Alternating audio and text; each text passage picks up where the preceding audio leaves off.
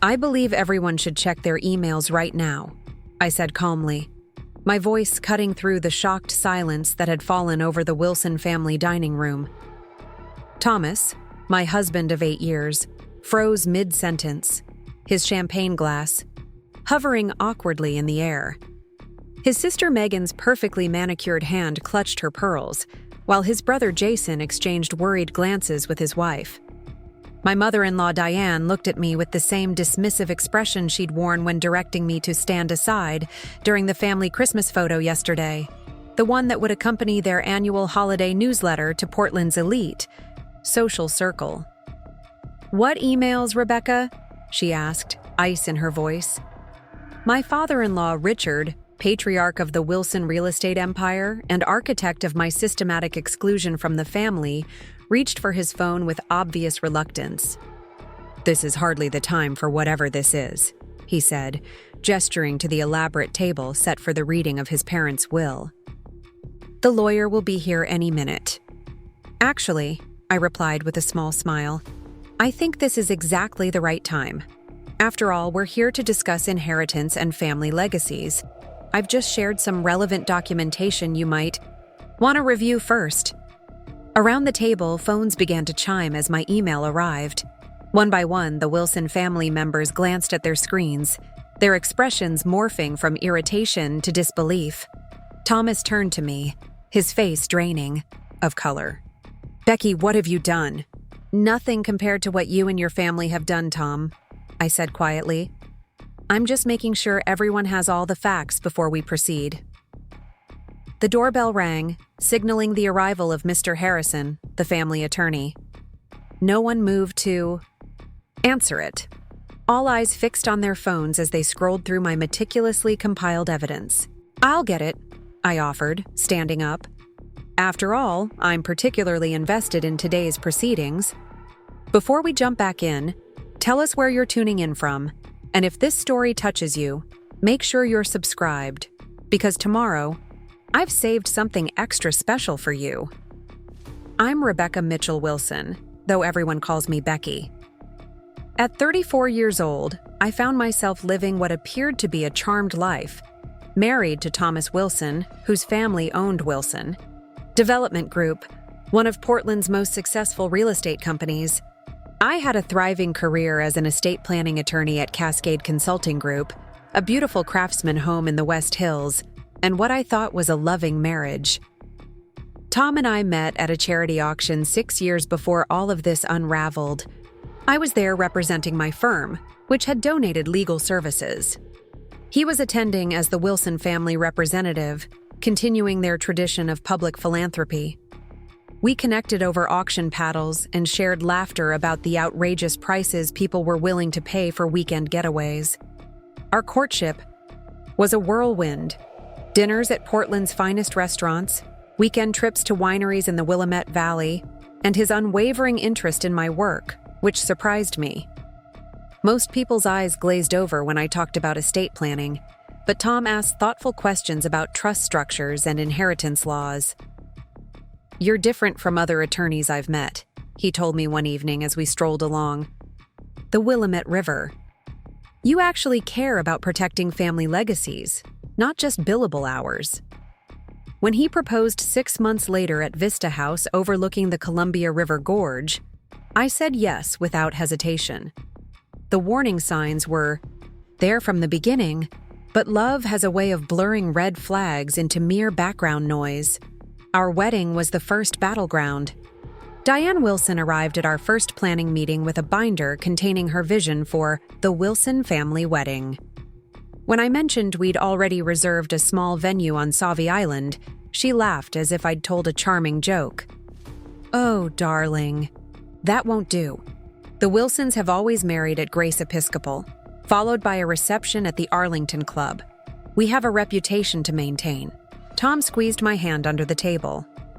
"Mom, Becky and I want something more personal." Richard Wilson lowered his newspaper. "Son, this isn't just about what you want. The wedding announces your maturation into the family business.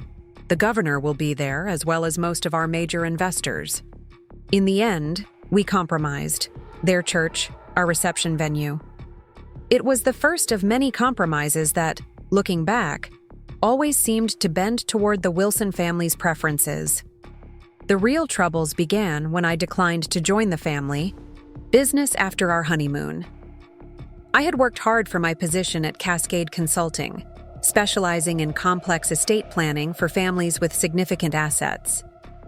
I loved my job and the independence it gave me. "It's unusual," Diane commented during Sunday dinner at Cedar Ridge Manor, the Wilson family estate. "Wilson wives typically take positions in the family foundation." "Becky has her own career, Mom," Tom said, though his defense lacked conviction. Richard didn't even look up from carving the roast. "It sends an odd message when you're helping other families organize their estates but won't join your own family's enterprises." The comments continued, subtle at first, then increasingly direct. At family gatherings, Megan would casually mention clients who'd left Cascade for Wilson's in-house legal team. Jason would discuss family business in front of me, then apologize. "Sorry, Becky, I forgot you've chosen to remain separate from family matters." I noticed my place settings gradually moving farther from the center of the table at family dinners. Invitations to Wilson charity events would arrive addressed only to Thomas, Wilson, and guest. Holiday gifting became an exercise in subtle diminishment. While Megan and Jason's spouses received personalized presents, I'd receive generic gift. Cards with, "We weren't sure what you'd like," noted in Diane's perfect penmanship. Tom noticed none of this, or chose not to. His defense of me weakened with each confrontation until it disappeared altogether. He worked longer hours, his involvement with the family business deepening as his presence in our marriage receded. The most painful evolution was how he began adopting his family's dismissive attitude toward my career. Wouldn't it be easier to just join the family office? He'd ask after I'd worked late preparing documents for a client. "You could work flexible hours, be more available." "Available for what, Tom?" I'd asked once, exhaustion making me blunt. "Family obligations, our future children, the life we're building," he'd replied, genuinely puzzled by my resistance. I tried to explain how I'd worked through law school waiting tables, how I'd built my client base through dedicated service, how my career gave me not just financial independence but genuine purpose. He'd listen with decreasing patience. "No? One's asking you to stop being a lawyer," he'd say. "Just be our lawyer." What he never seemed to understand was the difference between being valued for your skills and being tolerated because of who you married. In the Wilson world, I would always be Tom's wife first, a professional second, if at all. My friend Olivia saw it before I allowed myself to acknowledge it. Over coffee one rainy Tuesday, she asked point blank, "Are you happy, Becky?" "Of course," I replied automatically. "Why wouldn't I be?" "Because every time you talk about Tom or his family, you get this look like you're bracing for impact," she said, "and you're disappearing into whatever box they've created for you." I dismissed her concerns, but her words lingered. Over the next months, I began noticing how I'd started making myself smaller to avoid friction, canceling dinners with friends when Tom mentioned last-minute family obligations, dressing more conservatively for Wilson events, speaking less in family discussions. The holiday photo incident was merely the culmination of years of subtle exclusion. The Wilsons had gathered at Cedar Ridge Manor for their annual Christmas celebration, a formal affair with a photographer to capture the perfect image for their holiday newsletter. As we assembled on the grand staircase, Diane assessed the grouping with a critical eye. "Rebecca, dear," she said, using my full name as she always did, "would you mind stepping aside for the family photos? We'll do some casual ones with extended family afterward." I looked to Tom, expecting him to object. Instead, he avoided my gaze, moving closer to his brother. "It's just for the newsletter, Becky," he murmured. "Don't make it a thing." I stepped aside, watching as the Wilson family posed without me. Tom's arm around his mother instead of his wife. The promised casual photos never materialized as the afternoon progressed into dinner. That evening, as we drove home in silence, Tom finally spoke. "You're overreacting. It's just a photo for their mailing list." "It's never just a photo, Tom," I replied. "It's 8 years of being treated like an accessory rather than a family member. And you let it happen."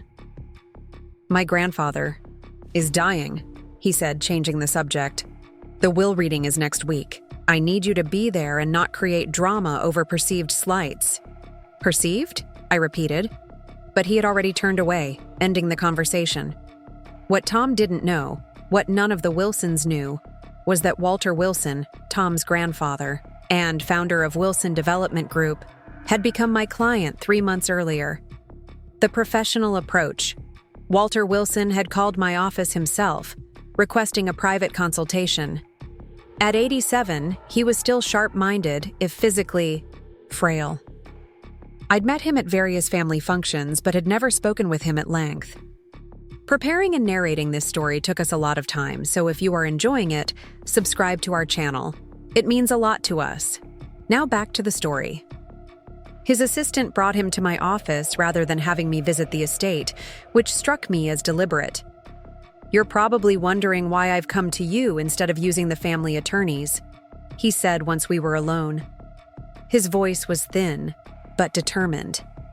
"I admit I'm curious," I replied, maintaining my professional demeanor despite my surprise. "I've been watching you for years," he said. "How you've conducted yourself despite my son and daughter-in-law's behavior. You have integrity, Rebecca. That's rare in our circles." Walter explained that he'd become concerned about the direction of the family business under Richard's leadership. Developments had become increasingly aggressive, with less concern for community impact. Family relationships had devolved into power struggles and alliances rather than genuine bonds. "I built this company to create homes and communities, not to amass wealth for its own sake," he said. "Somewhere, that purpose has been lost." Over several private meetings, Walter shared his concerns and his hopes for the family legacy. He asked me, in my professional capacity, to help him restructure his estate plan, one that would reflect his original values and vision. "Won't this create conflict with the family's current legal team?" I asked. Walter's smile was grim. "That's precisely why I need someone outside their influence. Someone who understands the law and the importance of family legacies, but isn't beholden to Richard's agenda." I agreed to help him, establishing a clear attorney-client relationship documented, with proper engagement letters. We worked methodically, reviewing the current structure of his holdings, the provisions of his existing will, and his goals for the future of both the family and the business. What we created was legal, ethical, and would be explosive when revealed. I knew helping Walter might end my marriage, but as an attorney, my duty was to my client.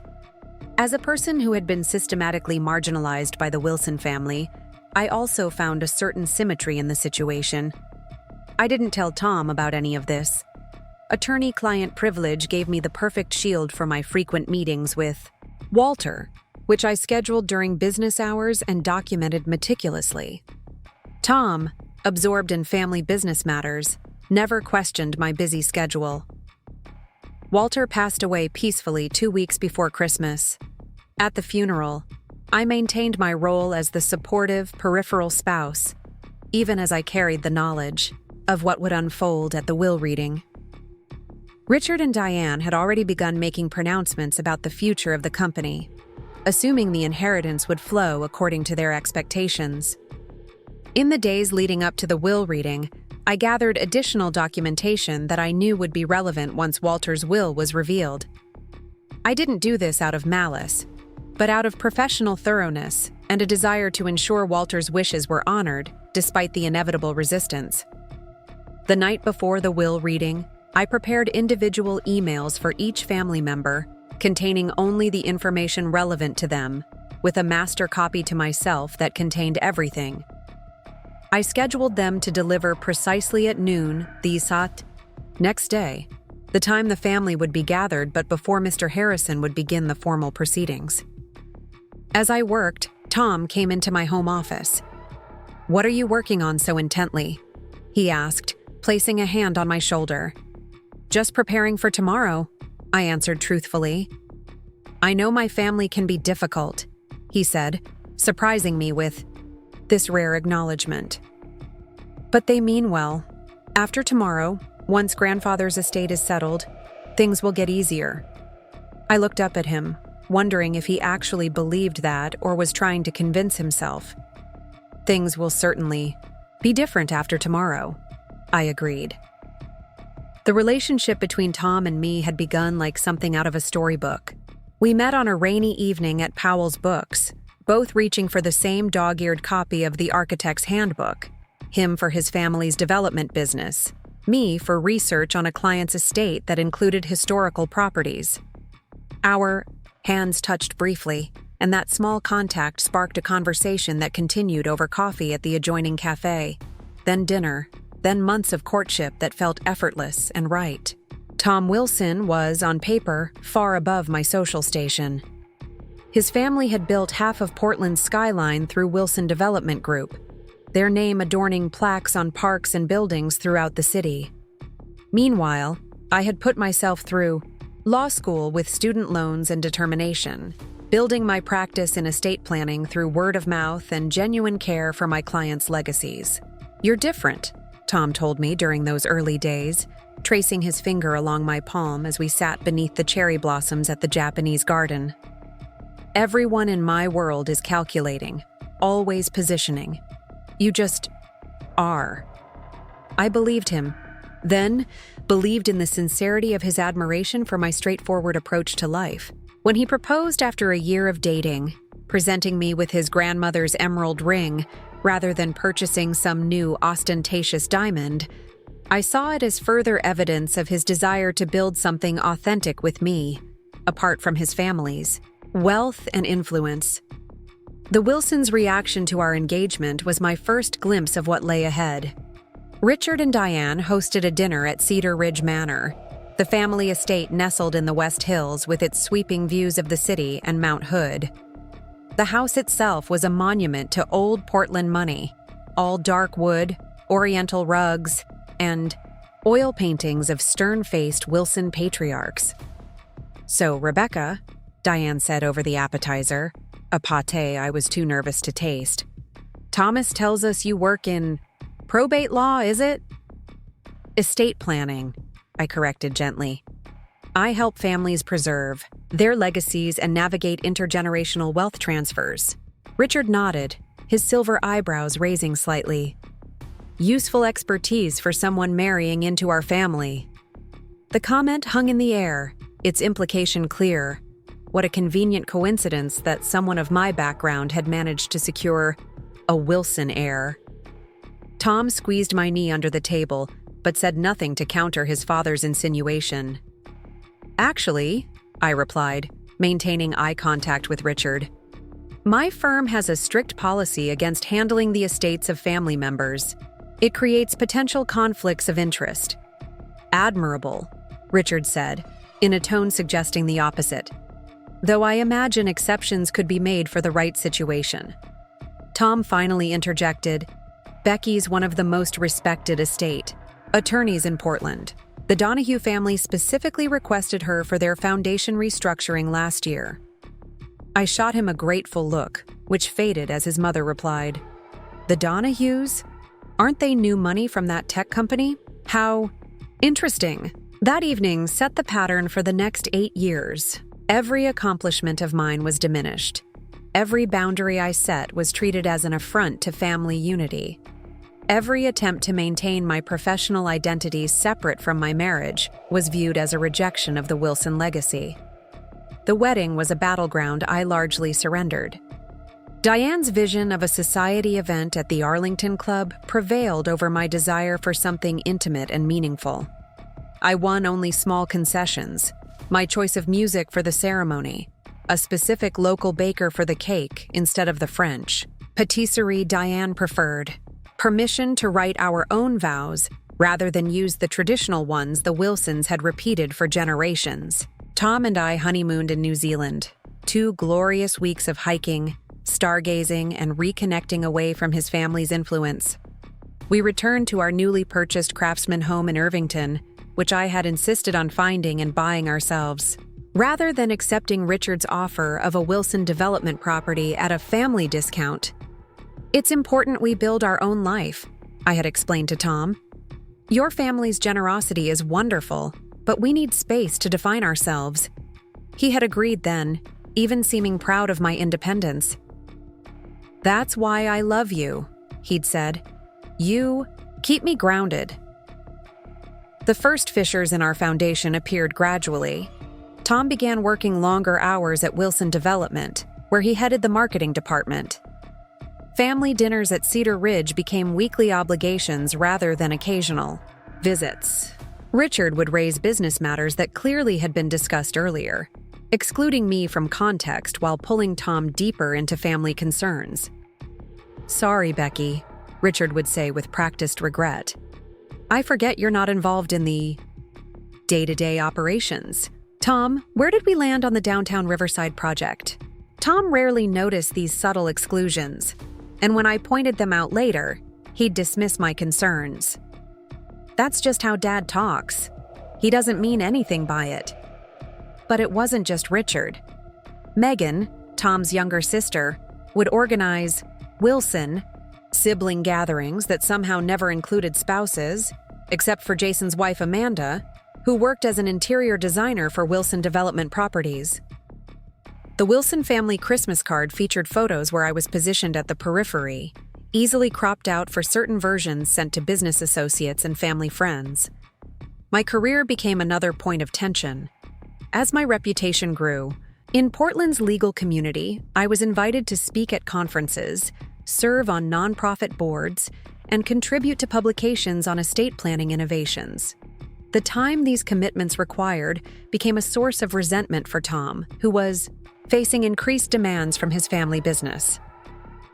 "The Greenfield development is our biggest project in years," he complained one evening when I reminded him I had a speaking engagement on the same night as a Wilson corporate dinner.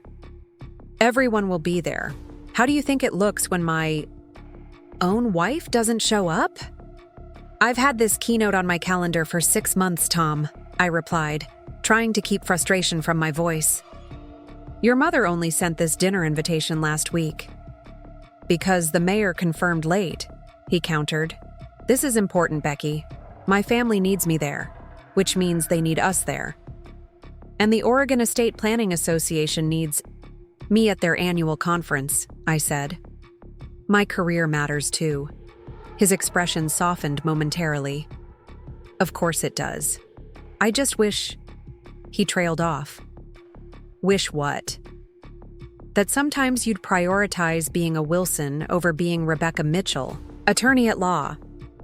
The hurt must have shown on my face because he immediately backtracked, pulling me into an embrace. "That came out wrong. I'm proud of your work, you know that. It's just hard being caught in the middle sometimes." I understood his struggle, the weight of family expectations, the complex dynamics of the Wilson empire where business and family were inextricably intertwined. But increasingly, I felt myself disappearing in the shadow of the Wilson name, becoming an accessory to Tom's life rather than a partner in our shared one. The following Easter brought a telling incident. The Wilsons hosted their annual brunch at Cedar Ridge, a lavish affair with catering staff, flower arrangements taller than me, and mimosas flowing freely. I had spent the previous week closing a complex charitable remainder trust for a client, working late hours to meet the deadline before the holiday. As guests mingled on the terrace overlooking the manicured gardens, I found myself in conversation with Walter Wilson, Tom's grandfather and the patriarch who had built a modest real estate office into the Wilson Development Group empire. At Psi 92, Walter rarely attended family functions anymore, making his presence at this brunch significant. "You look tired, my dear," he observed, his blue eyes sharp despite his physical frailty. "End of quarter rush," I explained.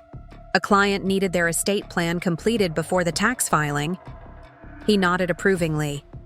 "Dedication to clients. That's becoming rare these days." He gestured toward the gathering, where Richard was holding court with local business leaders. The company was built on that principle, you know, treating each property, each deal, as a commitment to the community's future. Walter's unexpected moment of reflection was interrupted by Diane, who swooped in with a photographer in tow. "There you are, Father Wilson.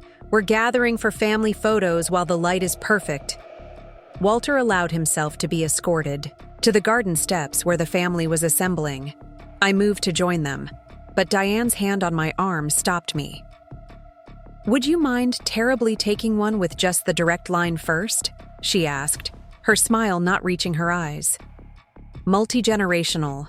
Wilson men, then we'll do the extended family." I stepped aside, watching as 4 generations of Wilson men arranged themselves on the steps. Walter seated in the center, Richard standing behind him, Tom and Jason flanking them, and Jason's son perched on Walter's knee.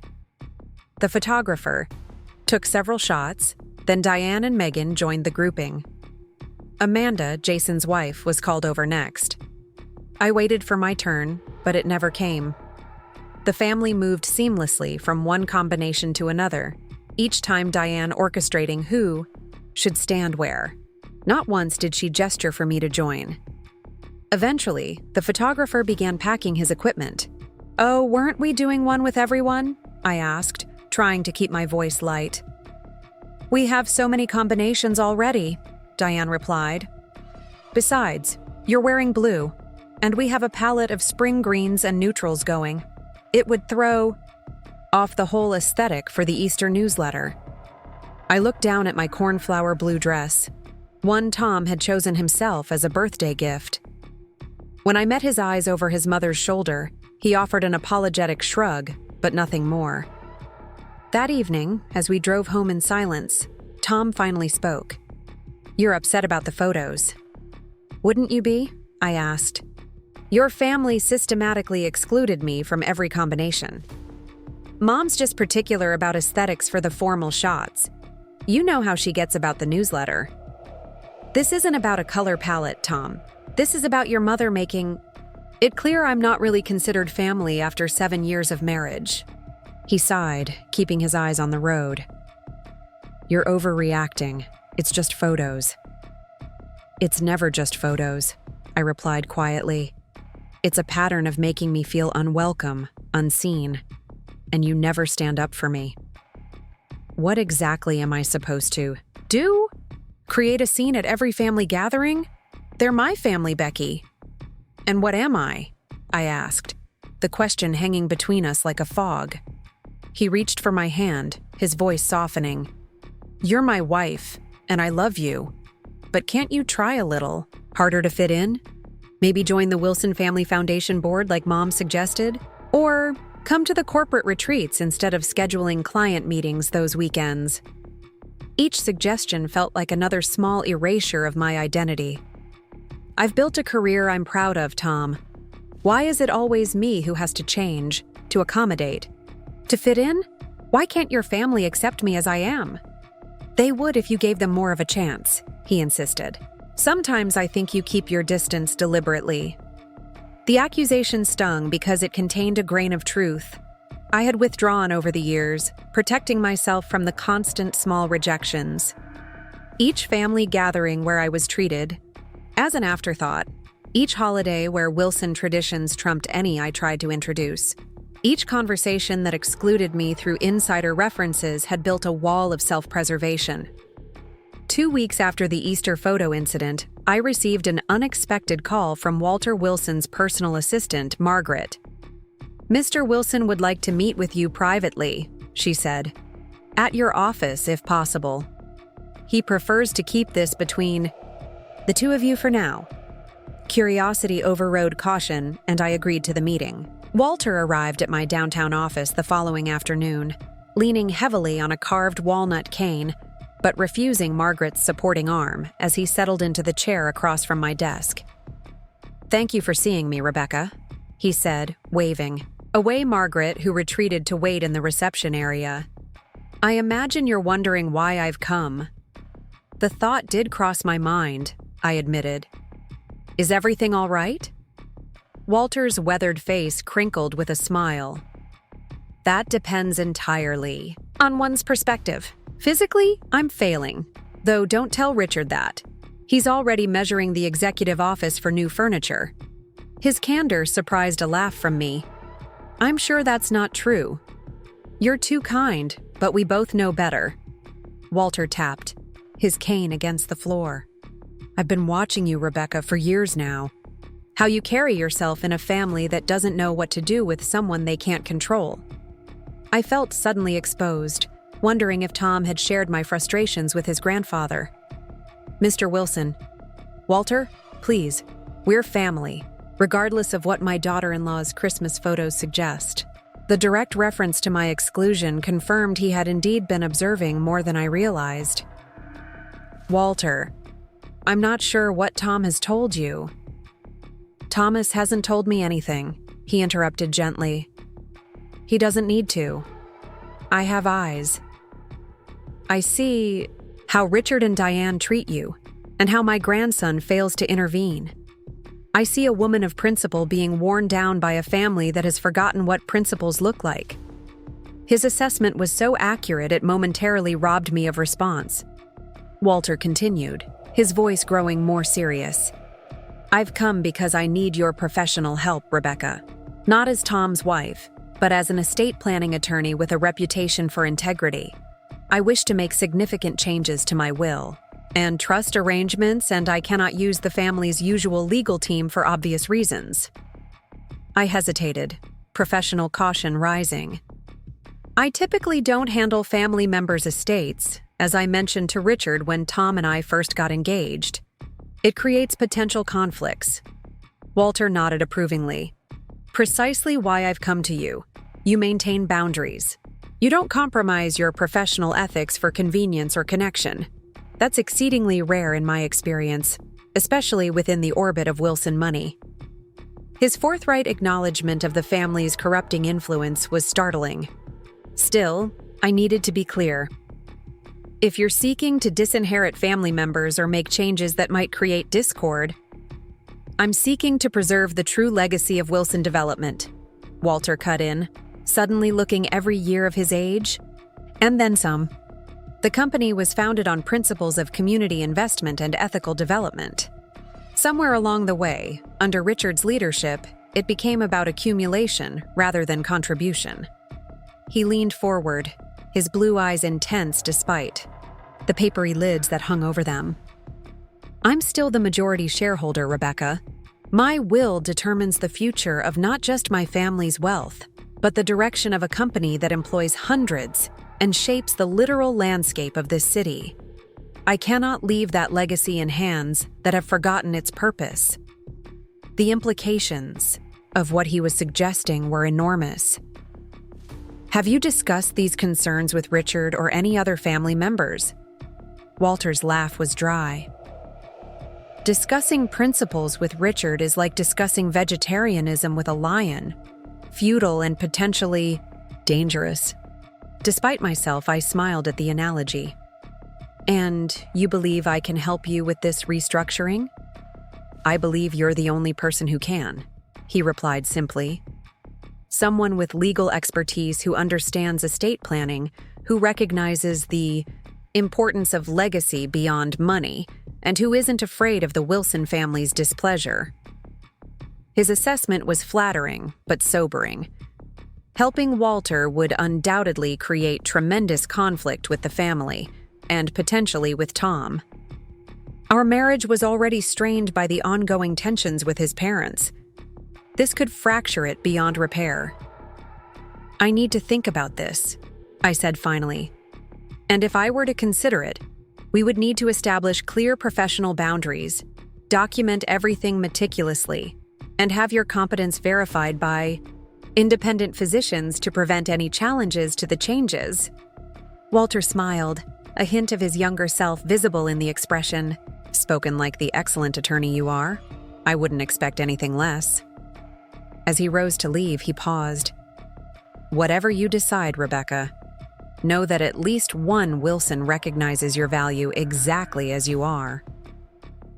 2 days of intense ethical, Consideration and consultation with a colleague who specialized in legal ethics led me to accept Walter as a client. We established rigorous protocols.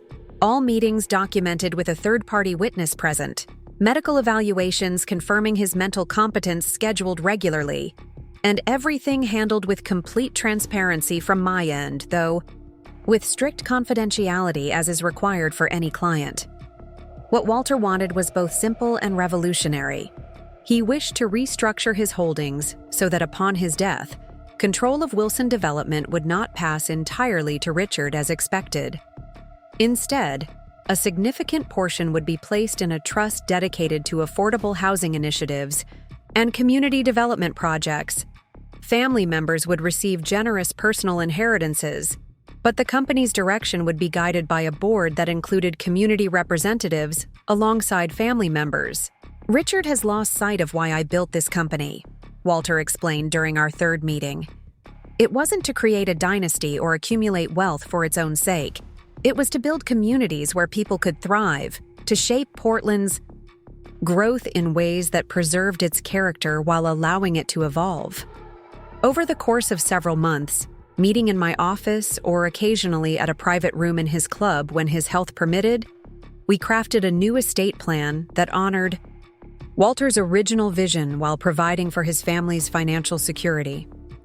The plan included specific ethical guidelines for future development projects, commitments to environmental sustainability, and mechanisms to ensure affordable housing remained part of each major development.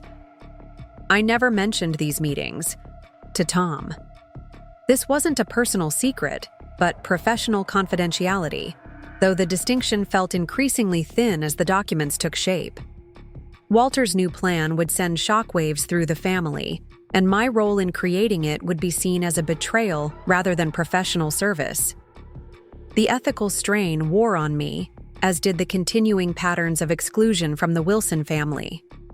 That summer brought the annual Wilson Corporate Retreat at Sun River Resort, a long weekend mixing business strategy sessions with family recreation. As Tom packed his golf clubs, I reminded him of my commitment to a pro bono estate planning clinic for veterans that same weekend. "You're missing the retreat again?" he asked, disappointment evident. "Becky, people are starting to talk. Dad says it looks like you don't support the family business." "I've had this veterans clinic scheduled for months," I replied. "These are people who've served our country and need help protecting what little they have for their families. I can't cancel on them." "Can't or won't?" Tom challenged. "Sometimes I think you create these conflicts deliberately to avoid my family." The accusation hurt, especially given the private strain of my work with Walter. "That's not fair. I have professional commitments that matter. These veterans don't have access to fancy estate attorneys. And the Wilsons don't have access to their own daughter-in-law, apparently," he retorted, zipping his suitcase with unnecessary force. I could have explained then about Walter's concerns for the company's ethical direction, about the ways Richard's leadership had driven development that displaced vulnerable communities, about the values that the Wilson Development Group had originally been founded upon. But attorney-client privilege prevented me from sharing what I'd learned, leaving me unable to defend myself against accusations of disloyalty to a family business whose current practices I could no longer support, in good conscience. As summer turned to fall, Walter's health declined rapidly. Our meetings continued but grew shorter, his once commanding presence diminishing physically while his mental clarity remained. During what would be our final session, he held my hand, with surprising strength. "They'll blame you when the will is read," he said, his voice thin but determined. "Richard, Diane, perhaps even Thomas. They'll believe you manipulated an old man for your own gain. I've documented everything meticulously," I assured him. "Your competence has been verified independently. The structure is legally sound." "Legal soundness isn't the issue," Walter replied with a sad smile. "Family mythology is. In the Wilson narrative, I'm the patriarch who built an empire for his descendants. Altering that narrative makes me either senile or unduly influenced, according to the story they tell themselves." His perception was painfully accurate. I understand the risks, I said. I accepted them when I agreed to help you. At potential cost to your marriage, Walter observed. Thomas is a good man at heart, but he's been marinated in Wilson expectations his entire life. This will test his loyalty to you, to his parents, to the image of family he's been taught to uphold. I had been trying not to think about this inevitable conflict, focusing instead on the professional aspects of my work with Walter. Now, facing his declining health and the imminent revelation of all we had done, I could no longer avoid the personal reckoning ahead. I believe in the changes we've made, I said finally. The trust structure honors your original vision while still providing generously for your family. If that costs me my place in the Wilson world, a place I've never truly been granted, anyway, then so be it. Walter squeezed my hand. You deserved better from them. Remember that in the difficult days ahead. He passed away peacefully 3 weeks later, in his sleep at Cedar Ridge Manor. The family retreated into private mourning, the funeral arranged with the precision and formality the Wilsons brought to all public occasions. I stood beside Tom, during the service, aware of the gulf widening between us, a gulf that would become an ocean once the will was read. Mr. Harrison, the family's long-standing attorney, was clearly uncomfortable when he called to arrange the will reading. His firm had handled Wilson legal matters for decades, but Walter had filed his new will with them only weeks before his death, giving Harrison no time to prepare Richard for the substantial changes. It's unusual, Harrison said carefully, when he called to confirm my attendance. Mr. Wilson's amendments are quite extensive. There will be questions. I understand, I replied, my professional calm masking the turmoil beneath. Walter was of sound mind and clear purpose. The documentation is comprehensive. Yes, Harrison agreed, though his tone suggested he anticipated significant challenges regardless of the legal groundwork. The reading is scheduled for next Tuesday at Cedar Ridge. Mr. Wilson specified that all family members must be present. The morning of the will reading dawned clear and crisp, Portland's autumn painting the trees around our home in brilliant golds and reds. Tom and I barely spoke as we dressed, the weight of unspoken tensions making conversation impossible. He had been increasingly withdrawn since Walter's death, spending more time at the office and coming home late, often after I'd gone to bed. Ready? He asked simply as we prepared to leave for Cedar Ridge. I nodded, unable to tell him that nothing could truly prepare either of us for what lay ahead. The drive to the family estate passed in silence. Tom focused on the road while I rehearsed in my mind how I would respond to the inevitable accusations. My role as Walter's attorney would be revealed today, along with the significant changes to the family's expected inheritance. As we wound up the private drive to Cedar Ridge, Tom finally spoke. Whatever happens in there, Becky, remember that we're a team. You and me against the world, like we promised when we got married. The statement was so at odds with the reality of our recent years together, the countless times Tom had chosen family loyalty over standing with me, that I couldn't find a response. Instead, I reached over and squeezed his hand briefly, a gesture he returned before parking in front of the imposing Tudor-style mansion. Richard and Diane were already in the dining room when we arrived, along with Megan, Jason, and their spouses. Coffee and pastries sat untouched on the sideboard, the pretense of normalcy belied by the tension vibrating through the room. Richard paced near the windows overlooking the property, while Diane arranged and rearranged the table settings with nervous precision. Thomas, Rebecca, Richard acknowledged our arrival with a curt nod. Harrison should be here any minute. As we took our seats around the large oak dining table, I felt the weight of what was about to happen. Years of subtle exclusion from this family were about to culminate in a revelation that would cast me as the ultimate outsider, not just someone who failed to belong, but someone who had actively worked against their expected inheritance. The doorbell rang, and moments later, Harrison entered with his assistant, carrying a leather portfolio and several bound documents. After brief formal greetings, he took his place at the head of the table, arranged his papers, and adjusted his glasses. "We are gathered to read the last will and testament of Walter Edmund Wilson," he began, his voice taking on formal cadence. "Before I proceed, I must note that this will supersede all previous versions and was executed 3 months ago, with all proper legal formalities observed." Richard straightened in his chair. 3 months ago? But we updated Father's estate plan last year. He wasn't well enough to— Harrison held up a hand. "Mr. Wilson was thoroughly examined by 2 independent physicians who certified his competence. The documentation is unimpeachable." "Who initiated these changes?" Diane asked sharply, her gaze already turning toward me. Harrison cleared his throat. "Mr. Wilson sought independent legal counsel for these revisions. All of this will become clear as I read the document. As Harrison began to read, I noticed my phone buzzing silently on the table. Multiple email notifications appeared on the screen. The scheduled emails I had prepared, containing key documentation explaining Walter's decisions and the ethical reasoning behind them, sent to provide context before the inevitable explosion. I had timed them to arrive just as the reading began, giving family members access to Walter's own words explaining his choices. That's when I made my suggestion that everyone check their emails, bringing us full circle to the moment when the carefully constructed Wilson family mythology began to crumble under the weight of Walter's true legacy. Not just of wealth, but of values reclaimed and honored even at the cost of family discord. The morning of the will reading dawned clear and cold, Portland's winter sunlight casting long shadows across the city. Tom and I arrived at Cedar Ridge Manor early at Richard's insistence. The family gathered in the formal dining room where Mr. Harrison would conduct the proceedings. The atmosphere was somber but anticipatory.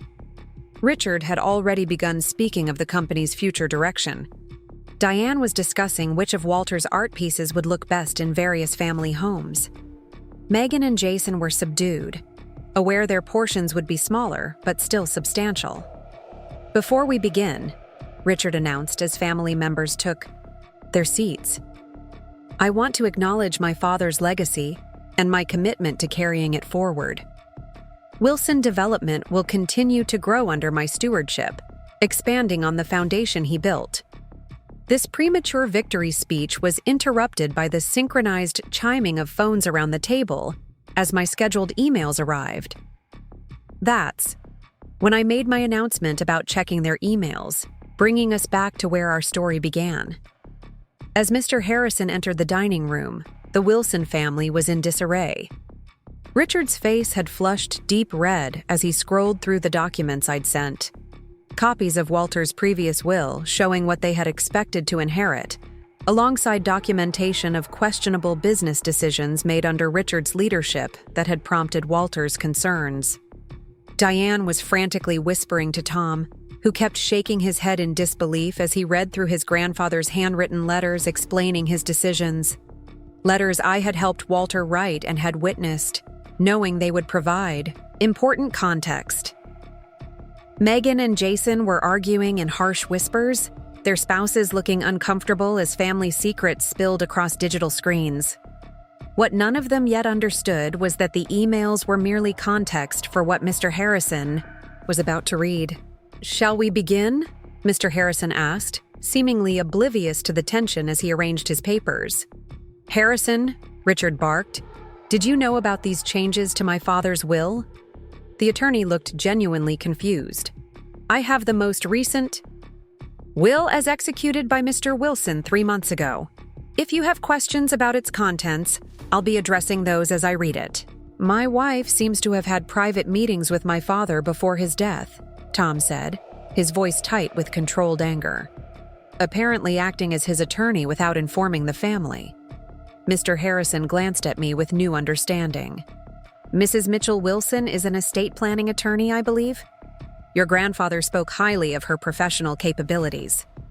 "This is completely inappropriate," Diane interjected. "A clear conflict of interest. Whatever changes were made, under Rebecca's influence can't possibly be valid. Mrs. Wilson, I said quietly, I maintained strict ethical boundaries in my professional relationship with Walter. All meetings were documented, all changes witnessed by independent parties, and his mental competence was evaluated and certified by 2 separate physicians. The validity of the will isn't in question. Mr. Harrison cleared his throat. If I may proceed? What followed was 30 minutes of stunned silence as Mr. Harrison read Walter Wilson's last will and testament. Rather than leaving the bulk of his estate and company control to Richard as expected, Walter had created a complex trust structure that fundamentally reorganized both family wealth and corporate governance. 51% of Wilson Development Group would be held in a charitable trust dedicated to affordable housing initiatives in Portland, with a board composed of community leaders and 1 Wilson family representative elected by the family annually. The family estate, Cedar Ridge Manor, was to be donated to the city as a historical site and community center after 2 years, with a substantial endowment for its maintenance. Each family member received generous, but not excessive personal inheritances, with significant portions designated for educational trusts for current and future grandchildren. Most shocking to everyone, Walter had appointed me as one of 3 trustees overseeing the entire structure, alongside Mr. Harrison and a respected business ethics professor from Portland State University. When Mr. Harrison finished reading, the silence in the room was absolute. Richard recovered first. This is obviously the result of undue influence, he said, glaring at me. My father was elderly and vulnerable. We'll contest this immediately. Mr. Harrison shook his head. Mr. Wilson anticipated this reaction. In addition to the medical certifications of competence, he recorded a video statement explaining his decisions, which I'm prepared to play now. The large screen in the dining room illuminated with Walter's face, frailer than when I'd last seen him, but with eyes bright with purpose. If you're watching this, Walter began, then I've passed on, and you're all gathered to hear my final wishes. And based on how well I know my family, Richard is already threatening to contest my decisions. A few uncomfortable laughs broke the tension slightly. I want to be clear. These changes reflect my values and my concerns about the future of both our family and our business. For years, I've watched as the company I built to serve our community became primarily a vehicle for generating wealth at any cost. I've seen how our family relationships have become transactional rather than loving. Walter shifted in his seat, leaning closer to the camera. Rebecca came to my attention not because she married into our family, but because despite how she's been treated, she's maintained her integrity and professional ethics. When I approached her for help, she initially refused, citing potential conflicts of interest. She only agreed when I demonstrated that I was of sound mind and had legitimate concerns about the company's direction. Tom looked at me, his expression unreadable. This restructuring isn't about punishment, Walter continued. It's about legacy and values. Wilson Development has taken much from Portland over the years. It's time we give back substantially. The family will still benefit financially, but wealth accumulation can no longer be our primary purpose. As the video ended, Megan broke into tears. Jason stared at the table. Diane clutched her pearls so tightly I feared the strand would break. This is your doing, Richard said to me, his voice dangerously quiet. You turned him against his own family. No, Richard, I replied evenly. Your father made these decisions himself after careful consideration. My role was to execute his wishes legally and ethically, which I did. Tom finally spoke, his voice hollow. You did this behind my back. For months. I maintained attorney-client privilege, as I am ethically required to do, I said. Walter was my client. His confidentiality was paramount. I'm your husband, Tom whispered. Yes, I agreed. And I've been your wife for 8 years, during which your family has systematically made me feel unwelcome while you stood by and allowed it. Yesterday, I wasn't even worthy of appearing in the family Christmas photo. Today, I'm a trustee of the Wilson legacy. The irony isn't lost on me. Mr. Harrison tactfully suggested we adjourn for the day, allowing everyone time to process the information. As family members drifted away in various states of shock and anger, Tom and I found ourselves alone in the dining room. "You could have warned me," he said. "Would you have kept it from your parents?" I asked. His silence was answer enough. "I didn't seek this out, Tom," I said softly. "Your grandfather came to me because he trusted me to honor his wishes even when they were difficult. Isn't that what family is supposed to do? Honor each other's truest intentions, even when inconvenient?" Tom stared out the window at the property that would eventually become public space. "I don't know what happens now," he admitted. Neither did I. But as I gathered my things to leave, I felt something I hadn't experienced in the Wilson household before. The quiet strength of standing exactly where I belonged. The dignified resolution. The weeks following the will reading were chaotic. Richard engaged 3 separate law firms to explore contesting the will, but each came back with the same assessment. Walter's preparations had been immaculate, his capacity well documented, and his rationale clearly stated. A legal challenge would be expensive, protracted, and unlikely to succeed. Diane alternated between tearful pleas for family unity and icy condemnation of my betrayal. Megan and Jason, after their initial shock, began approaching me privately with questions about their specific inheritances and the educational trusts for their children. Self-interest overcame family loyalty with remarkable speed. Tom and I existed in a state of limbo. We continued living in our home but spoke little. He moved into the guest room without discussion or drama.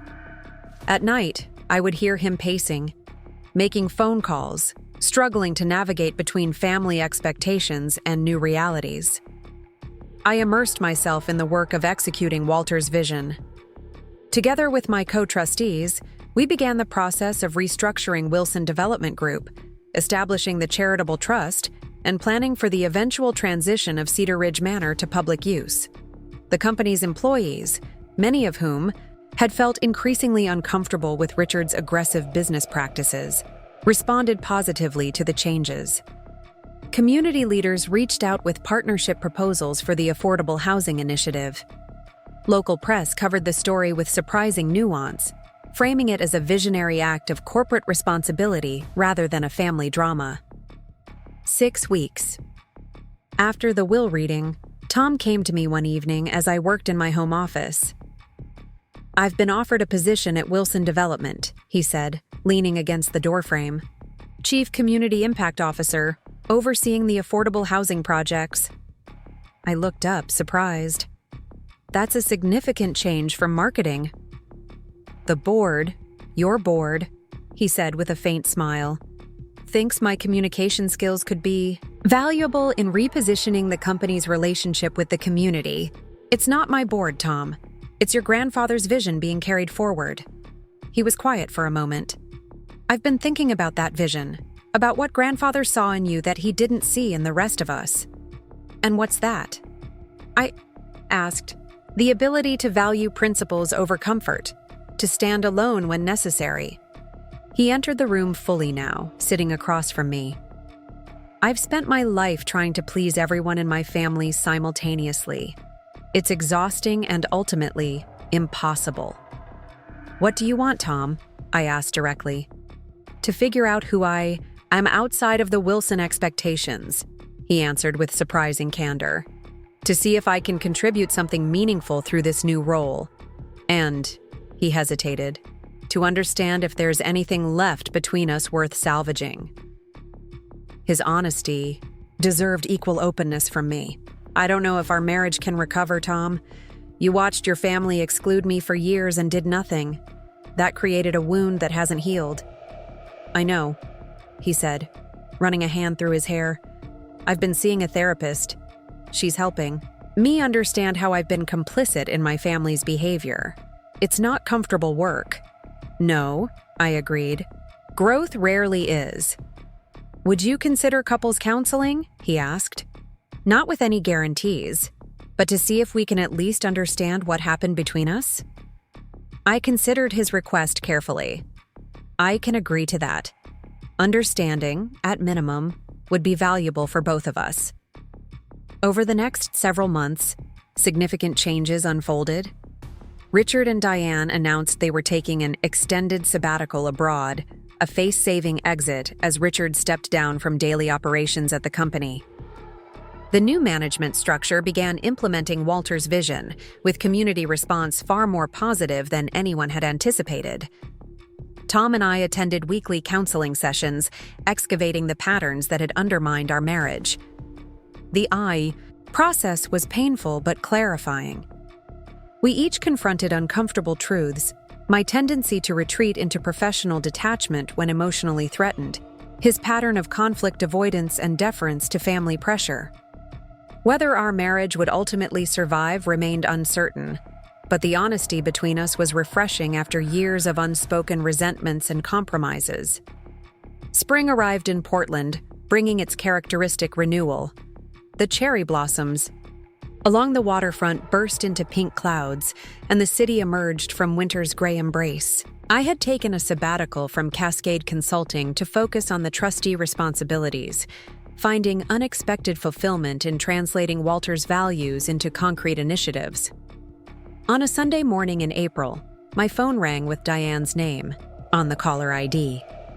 I nearly declined it, but decided that avoidance served no one. "Rebecca," she said when I answered, her voice lacking its usual commanding tone. "I wonder if we might meet for tea tomorrow." The request was so unexpected that I agreed before fully considering the implications. The following afternoon, I found myself at an elegant tea room in the Pearl District, seated across from the woman who had orchestrated my exclusion for the better part of a decade. Diane looked older, the months since Walter's death having etched new lines around her eyes. She ordered for both of us with her customary assumption of control, then sat in silence until the server departed. "I won't insult you with pleasantries," she finally said. "We both know our relationship has been challenging."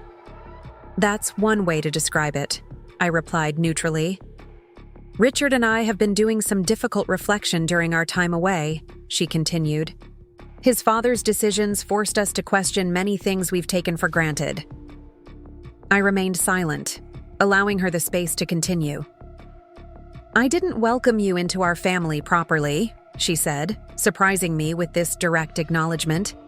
"I saw your independence as a rejection of our values rather than a strength of character. Walter recognized what I refused to see." "Why are you telling me this now?" I asked. Diane smoothed her napkin with practiced precision. "Because despite everything, you're still my son's wife. And because Walter trusted you to shepherd his legacy when he couldn't trust his own son to do so. That has forced me to reconsider many of my assumptions." It wasn't an apology in the traditional sense, but from Diane Wilson, it was extraordinary. I recognized the effort it must have taken for her to initiate this conversation. "I appreciate your candor," I said carefully. "What happens next is still unfolding for all of us." "Indeed," she agreed. As we finished our tea in a strangely peaceful silence, I realized that Walter's true gift hadn't been the trustee position or the vindication of his will, but this subtle shift in the family dynamic, the beginning of honesty after years of performed perfection. Tom and I eventually decided to separate temporarily, giving ourselves space to grow individually before determining our future together. I rented a small beach house in Cannon Beach, splitting my time between there and Portland as I balanced trustee responsibilities with my gradual return to legal practice. On a windswept evening exactly 1 year after Walter's will reading, I walked along the shoreline, watching the sun sink into the Pacific. My phone buzzed with a text from Tom. "Family holiday photo shoot tomorrow. Mom specifically asked if you would join us." I smiled at the invitation that would have once seemed impossible. Whether I would accept remained to be seen. My place in the Wilson family narrative had been fundamentally recalibrated, as had my understanding of my own worth within it. What Walter had understood, and what his will had ultimately taught all of us was that true family legacy isn't measured in assets or appearances, but in values honorably maintained. Sometimes it takes an outsider to reflect those values back when a family has lost sight of them. And sometimes, being excluded from, the picture is precisely what allows you to see the whole frame with perfect clarity. Standing at the edge of the continent, watching waves reshape the shoreline grain by grain, I felt profound gratitude for the elderly man who had recognized in me what his family couldn't see. That integrity, once found, is worth preserving at any cost. And that sometimes, the person excluded from the family photo becomes the one who ultimately defines the family's most lasting image. The emails I had sent contained individualized information for each family member. For Richard, documentation of how Walter had grown increasingly concerned about the company's ethical direction, including memos dating back 5 years where Walter had questioned development projects that displaced vulnerable communities. For Diane, Walter's handwritten letters expressing disappointment in how family values had become secondary to social standing. For Tom, his grandfather's reflections on the importance of moral courage and standing by one's principles, even when it meant standing apart from family expectations. Everyone received different pieces of a larger puzzle with one common element: Walter's explanation of why he had sought me out professionally, emphasizing that it was my reputation for integrity, rather than my connection through marriage that had led him to choose me as his attorney. I had also included medical evaluations confirming Walter's mental competence and video recordings of our key meetings, providing irrefutable evidence that he had been clear-headed and deliberate in his decisions. As family members scanned through these materials on their phones, Harrison continued reading the will. The silence in the room grew heavier with each revelation of Walter's revised estate plan. The family home, Cedar Ridge Manor, would be converted into a community center focused on affordable housing advocacy after a 2-year transition period. The Wilson Family Foundation would be restructured with a mandate that 70% of its resources support sustainable development and housing accessibility initiatives. Most shocking to everyone was the restructuring of Wilson Development Group itself. While family members retained significant financial interests in the company, control would shift to a board comprising 3 family representatives, 3 community advocates for ethical development, and 3 independent business leaders committed to sustainable urban planning. Richard would remain CEO, but with oversight from this more diverse board. "This is outrageous," Richard finally exploded, slapping his phone down on the table. Father was clearly not in his right mind, regardless of what these so-called medical evaluations claim. "And you?" He turned to me, face flushed with anger. "You manipulated him during his decline, turned him against his own family." "That's not what happened, Richard," I replied calmly, having anticipated this reaction. "Walter approached me because he was concerned about the direction of his legacy. Everything was documented with independent witnesses present. I simply helped him execute his wishes legally." "His wishes?" Diane's voice trembled with barely controlled fury. "Walter built this company for his family, dedicated his life to creating a legacy for generations of Wilsons. Now, suddenly at the end, guided by you, he decides to give it away to community activists and outsiders." Tom hadn't spoken yet. He sat motionless, staring at his phone where Walter's letter to him remained open. When he finally looked up, the confusion and hurt in his eyes cut deeper than all of Richard and Diane's anger. "You did this behind my back," he said quietly. "For months, while we were having dinner together, sleeping in the same bed, you were secretly working with my grandfather to rewrite my family's future, and you never said a word." "I couldn't, Tom," I explained.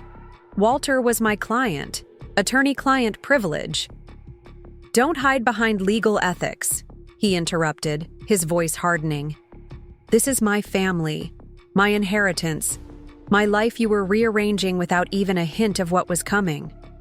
Mr. Harrison cleared his throat, clearly uncomfortable with the family drama unfolding.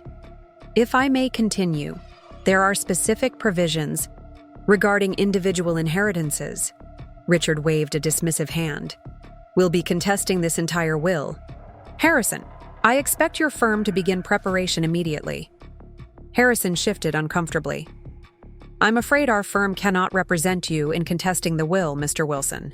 We were involved in its execution, albeit at the final stage. You'll need independent counsel. Fine, Richard snapped. I'll have the best estate litigation attorneys in Oregon dismantling this by tomorrow. No judge will uphold these changes once they understand the circumstances.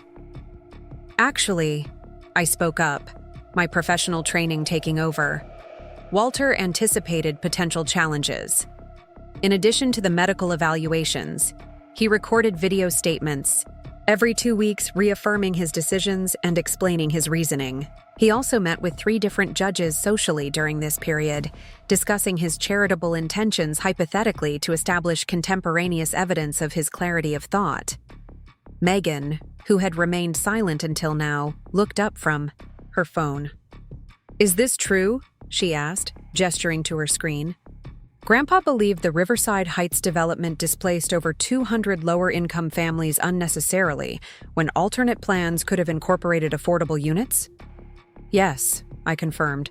He commissioned an independent analysis of recent Wilson developments and their community impact.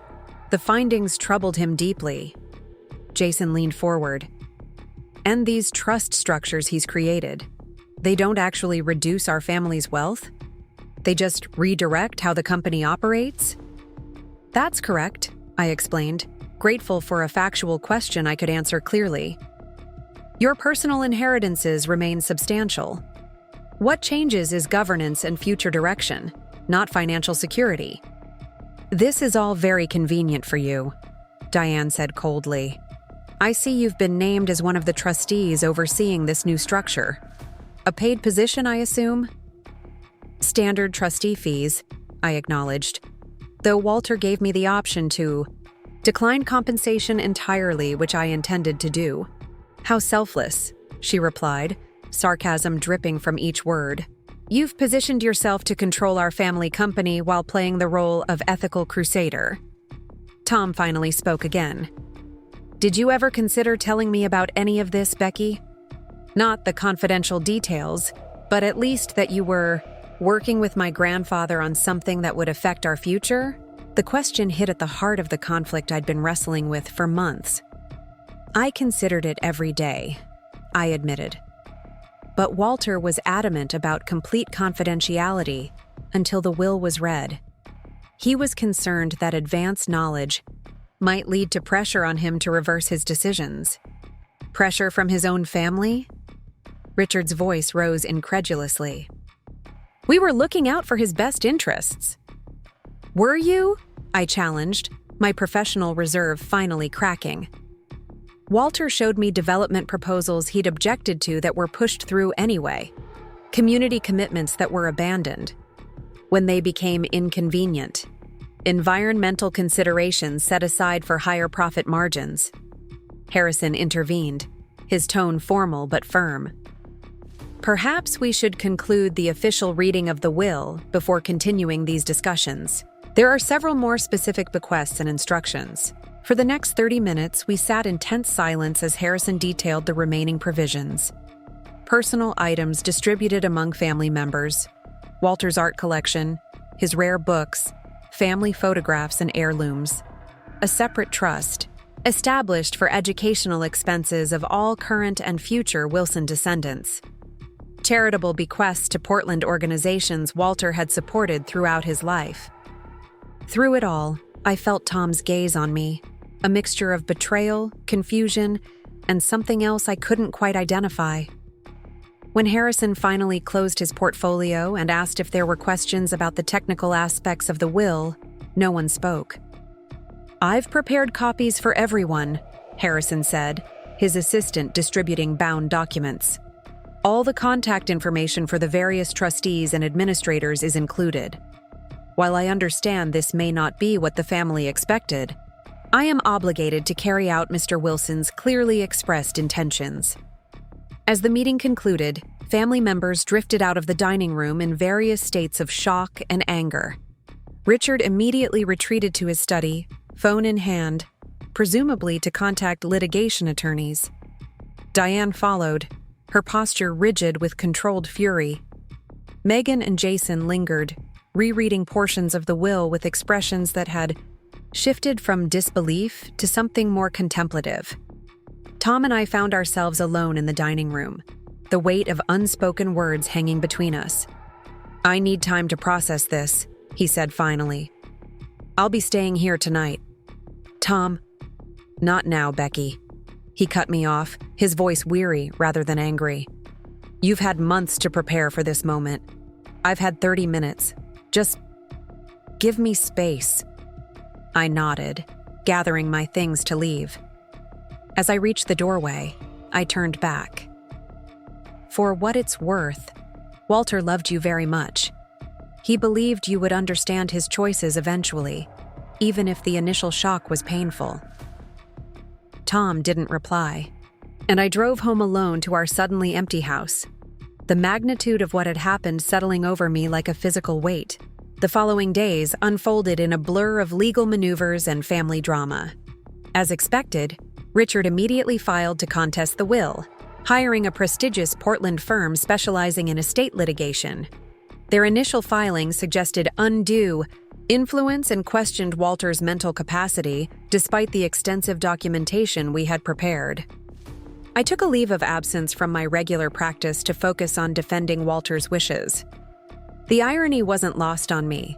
After years of maintaining careful boundaries between my professional life and my connection to the Wilson family, I was now completely immersed in their legal affairs, albeit in opposition to what most of them wanted. Tom remained at Cedar Ridge for 3 days before returning home. Our interactions were strained and minimal, focusing on practical matters while avoiding the deeper issues between us. He continued going to work at Wilson Development, caught in an impossible position between his parents' fury and his professional obligations to a company now in transition. "They're saying you manipulated Grandpa," he told me one evening as we moved around each other in our kitchen, preparing separate meals at different times. "That you planted ideas about the company's direction and convinced him he needed to save it from Dad." "And what do you think?" I asked, pausing to look directly at him. He ran a hand through his hair, a gesture of frustration I knew well. "I think my grandfather was sharp until the end. No one manipulated Walter Wilson into anything he didn't want to do." The acknowledgement gave me hope, but Tom continued before I could respond. "What I don't understand is why you kept me in the dark. We're married, Becky. Whatever legal obligations you had as his attorney, didn't you have personal obligations to me as your husband?" It was the question that had tormented me throughout my work with Walter. "I struggled with that every day," I admitted. "But in the end, I made a professional commitment that I had to honor." Walter was afraid that telling anyone in the family would compromise his wishes. "So you chose your professional ethics over our marriage," Tom said flatly. "That's not fair," I protested. "Being ethical isn't something I turn on and off depending on convenience. It's who I am. It's what you used to admire about me." "I admired your integrity," he countered, "not your willingness to keep secrets that affected my entire future." We were at an impasse, both feeling betrayed for different reasons. Me by years of watching Tom choose family loyalty over supporting me. Him by my failure to warn him about Walter's plans. 2 weeks after the will reading, the court scheduled a preliminary hearing on Richard's petition to invalidate the will. The night before, Tom came home earlier than usual and found me preparing my notes at the dining room table. "I've been meeting with the company's legal team," he said, setting down his briefcase, "reviewing the structures Grandpa put in place." I looked up, surprised by this neutral opening. And they're actually quite brilliant," he admitted, loosening his tie. The new board structure maintains family influence while incorporating community perspectives we've been missing. The focus on sustainable development and affordable housing components aligns with market trends anyway. we'd have needed to move in that direction to stay competitive. Walter was still a businessman, I said cautiously. He wasn't abandoning profit, just balancing it with purpose. Tom nodded, pulling out a chair and sitting across from me. The more I review his plan, the more I see his strategic thinking. Dad's so angry about losing absolute control that he can't see Grandpa actually preserve the company's viability for the future. It was the most open conversation we'd had since the will reading. Walter was concerned that Richard's approach was becoming unsustainable, I explained, both financially and ethically. Development that ignores community needs eventually faces backlash, regulation, and reputation damage. I know, Tom agreed unexpectedly. I've been saying that in marketing meetings for years, but Dad always overruled me. He paused, studying me. Grandpa told you about that, didn't he? My concerns about our company image? He mentioned you were more aligned with his original vision than you felt comfortable expressing, I answered carefully. He had faith you would eventually find your voice. Tom was quiet for a moment. Tomorrow at the hearing, are you representing the estate's interests? Along with the legal team Harrison assembled, yes. We'll be defending Walter's capacity and intentions. Which puts you directly against my father, he observed. Against his petition, I corrected. This isn't personal, Tom. It's about honoring Walter's wishes for his legacy. He gave a humorless laugh. Try telling my father. It's not personal. He's convinced this is your revenge for years of feeling excluded from the family. The accusation stung, even secondhand. That's not what this is. Walter came to me because he trusted my professional judgment, not to settle some perceived score. I believe you, Tom said, surprising me again. But it doesn't change how complicated this is for me. My wife opposing my father in court over my family's company. What do you want me to do? I asked directly. Step aside and let Richard dismantle everything Walter worked to create? Tom shook his head.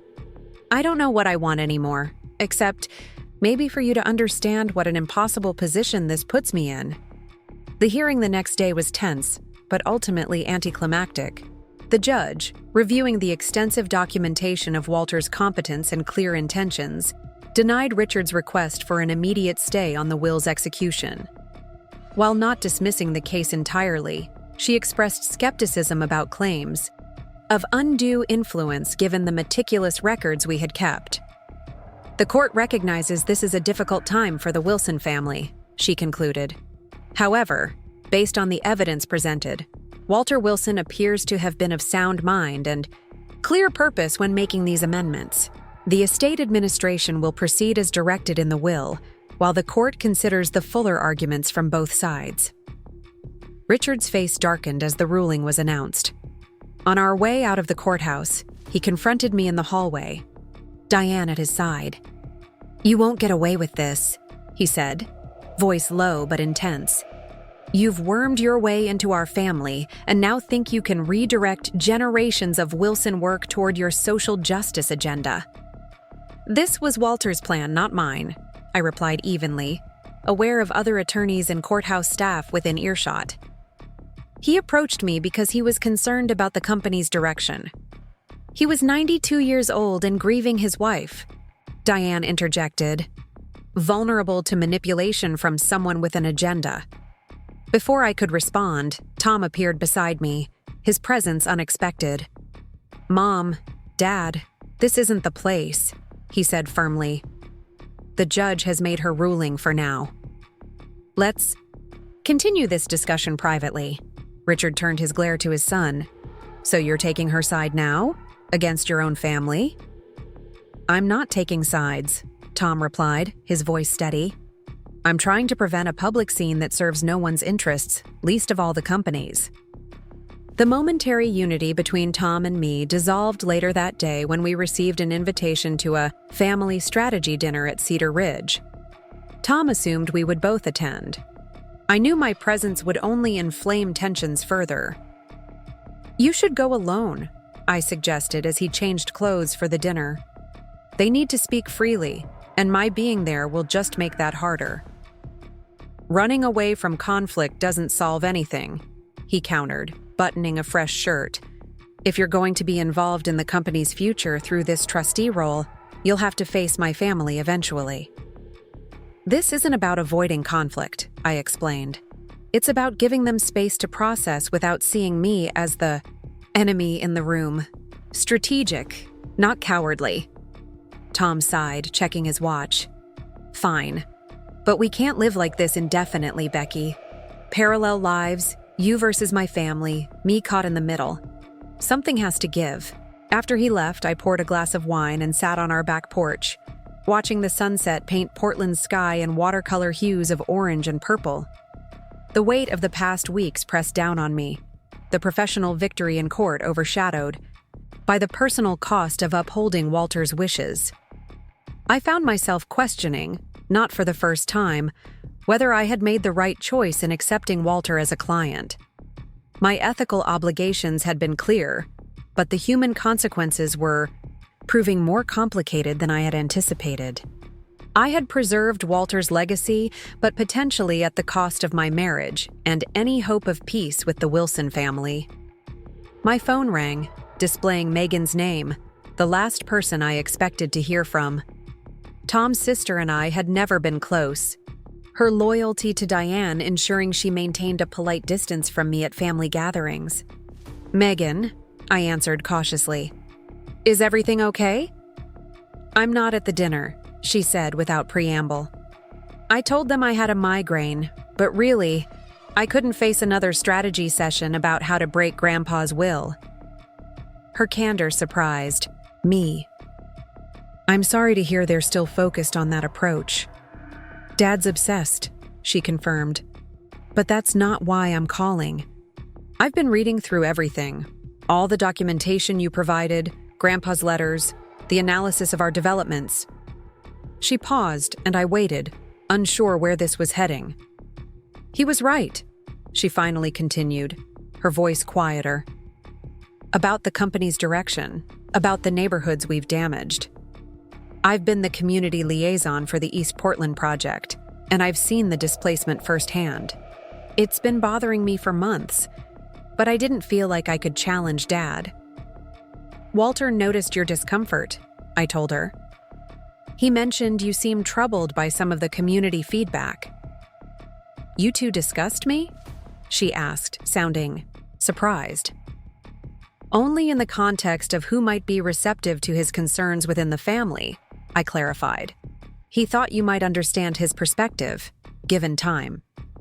There was silence on the line for a moment. I always thought you kept your distance from us because you felt superior somehow. Your career, your independence. Mom certainly painted it that way. It wasn't that, I said carefully. I just wasn't willing to give up my identity to fit the mold of a Wilson wife. The perfect corporate spouse, Megan acknowledged with unexpected insight. Always supporting, never questioning. Like Mom, like Amanda. I've been watching them, at company events. The practiced smiles, the careful conversations that never disrupt Dad's narrative. I wasn't sure how to respond to this sudden vulnerability from someone who had kept me at arm's length for years. Why did you stay? She asked abruptly. With Tom? With our family? It's been clear for years that my parents made you feel unwelcome. Why endure that? I loved Tom, I answered simply. And I kept hoping that eventually your parents would see me for who I actually am, not whatever threat they imagined. And now? Her question hung in the air between us. Now I don't know, I admitted. This situation with Walter's will has forced everything into the open, all the tensions that have been simmering for years. I'm not sure our marriage can survive being on opposite sides of this family divide. You might not be as alone as you think, Megan said cryptically. Jason and I have been talking. This whole situation has made us reevaluate a lot of things about the company, about Dad's leadership, about what Grandpa was really trying to preserve. Before I could ask what she meant, she continued, I should go. Dad will be calling to check why I'm not there.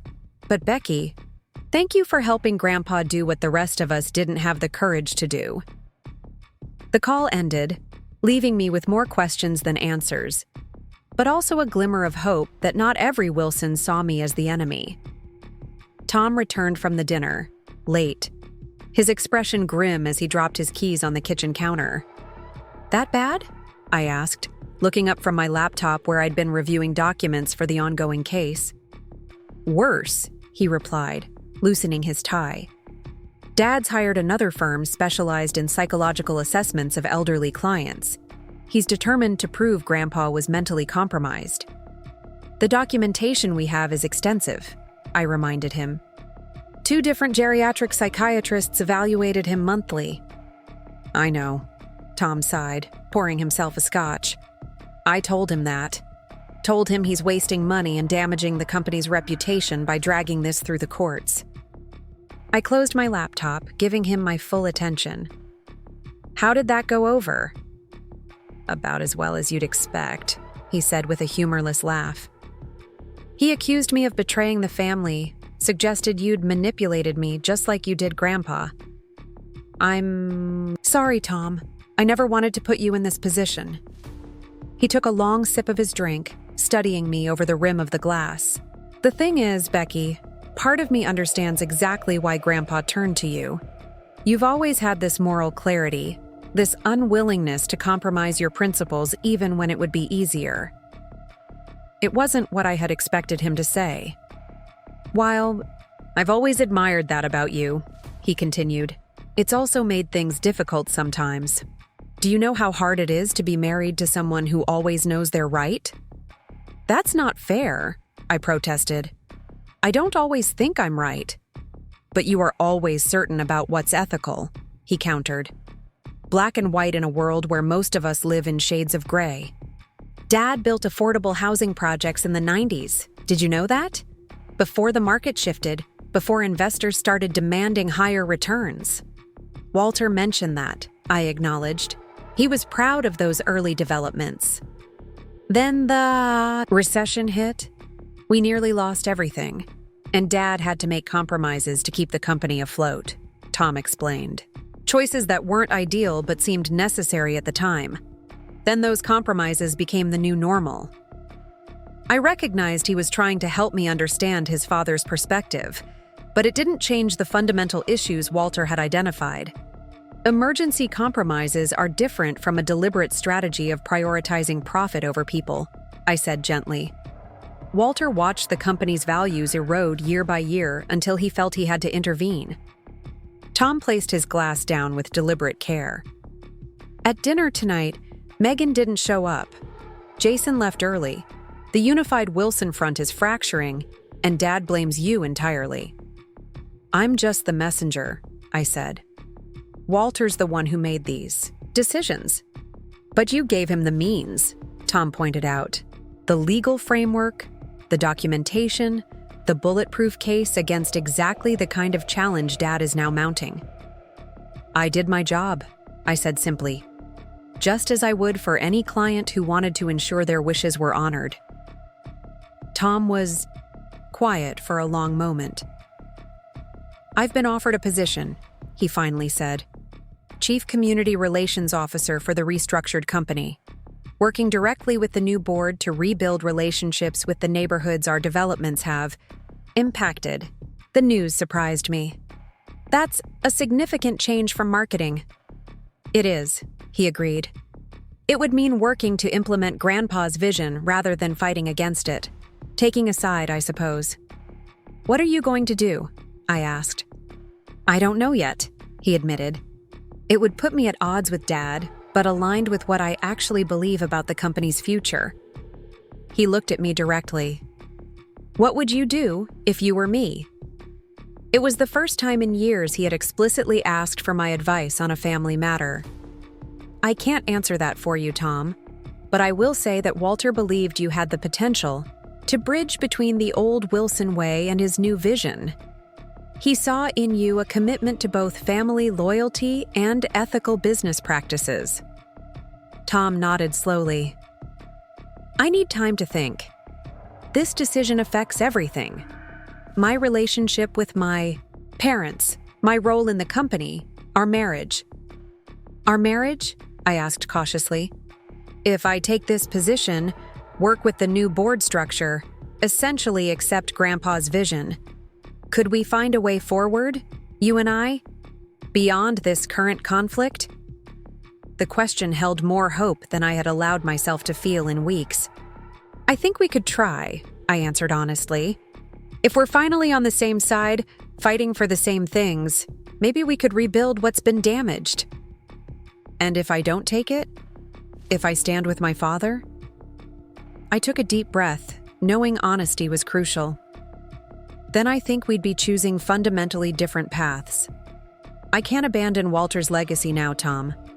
Not just because of professional commitment, but because I believe in what he was trying to preserve.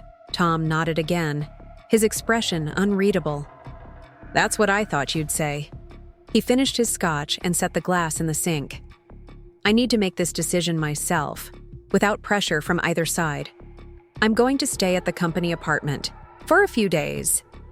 I understand, I said, though my heart ached at another separation. As he packed a small bag upstairs, I remained in the kitchen, wondering if this was the beginning of the end or a necessary step toward a new beginning. When he came back downstairs, he paused at the door. For what it's worth, he said, I'm starting to understand why Grandpa trusted you. Even when it's difficult, you stand by what you believe is right. That's rare, Becky. Rarer than I appreciated. With that, he left, the door closing softly behind him. I remained at the kitchen counter, the house suddenly too quiet around me. The next few days would determine not just the future of Wilson Development, but the future of our marriage as well. For now, all I could do was continue defending Walter's vision and hope that Tom would find his way to the same conclusion his grandfather had reached, that some legacies are worth more than money, and some principles worth standing alone to defend. 3 days after Tom moved to the company apartment, I arrived at my office to find Jason Wilson waiting in the lobby. Of all the family members, Jason had always been the most distant, focused on his role in Wilson Development's financial operations, and rarely engaging with me beyond perfunctory greetings at family gatherings. Rebecca, he nodded as I approached. Do you have a few minutes? Surprised by his presence, I led him to my office, offering coffee, which he declined with an impatient wave. I'll be direct, he said once the door closed. I've reviewed all the financial projections for the company under Grandpa's new structure. The numbers make sense. Not what I had expected him to say. I'm glad you see that, I replied cautiously. Walter was concerned with sustainability, not just profit. Which is why the 50-year projections actually outperform our current model, Jason continued, pulling a folder from his briefcase. Lower immediate returns but greater stability and growth over time. Community partnerships reducing opposition to development. Affordable components qualifying for tax incentives. Sustainable practices cutting long-term operational costs. He slid the folder across my desk. My own analysis, independent of the estate documents. Dad doesn't know I've done this. I opened the folder, scanning pages of detailed financial modeling. Why are you showing me this, Jason? He leaned forward, lowering his voice though we were alone in my office. Because I think Dad is making a catastrophic mistake fighting this. Not just legally, but strategically for the company.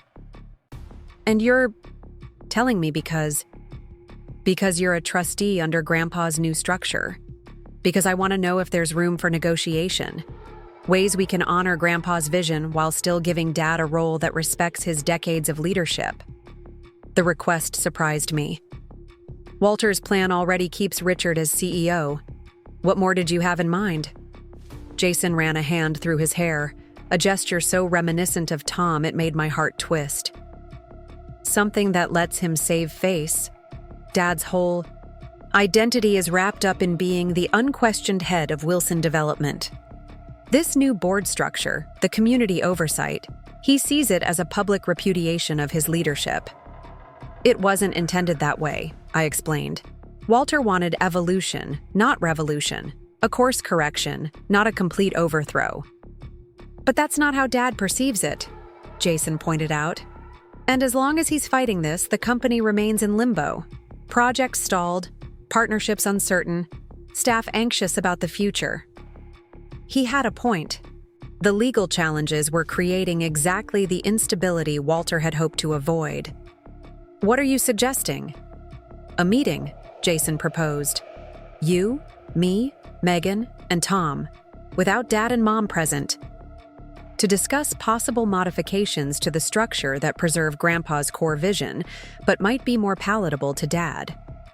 Any changes would need court approval, I cautioned, and I have a fiduciary duty as trustee to uphold Walter's intentions. I understand, Jason nodded. But Grandpa's primary goal was ensuring the company returned to its community-focused roots while remaining financially viable. If we can achieve that without this protracted legal battle, wouldn't that better serve his ultimate purpose? Baba had a compelling argument. I'd need to consult with the other trustees and our legal team, I said, but I'm open to discussion. Jason stood, retrieving a business card from his pocket. My private number, he explained, placing it on my desk. Not my company line. Contact me directly when you're ready to meet. After he left, I sat with his financial projections, impressed despite myself by the thoroughness of his analysis. Jason had clearly done his homework, approaching the situation from the pragmatic financial perspective that was his strength. His unexpected support created new possibilities for resolving the conflict without the scorched earth approach Richard seemed determined to pursue. I called Harrison that afternoon, explaining Jason's proposal without revealing his identity.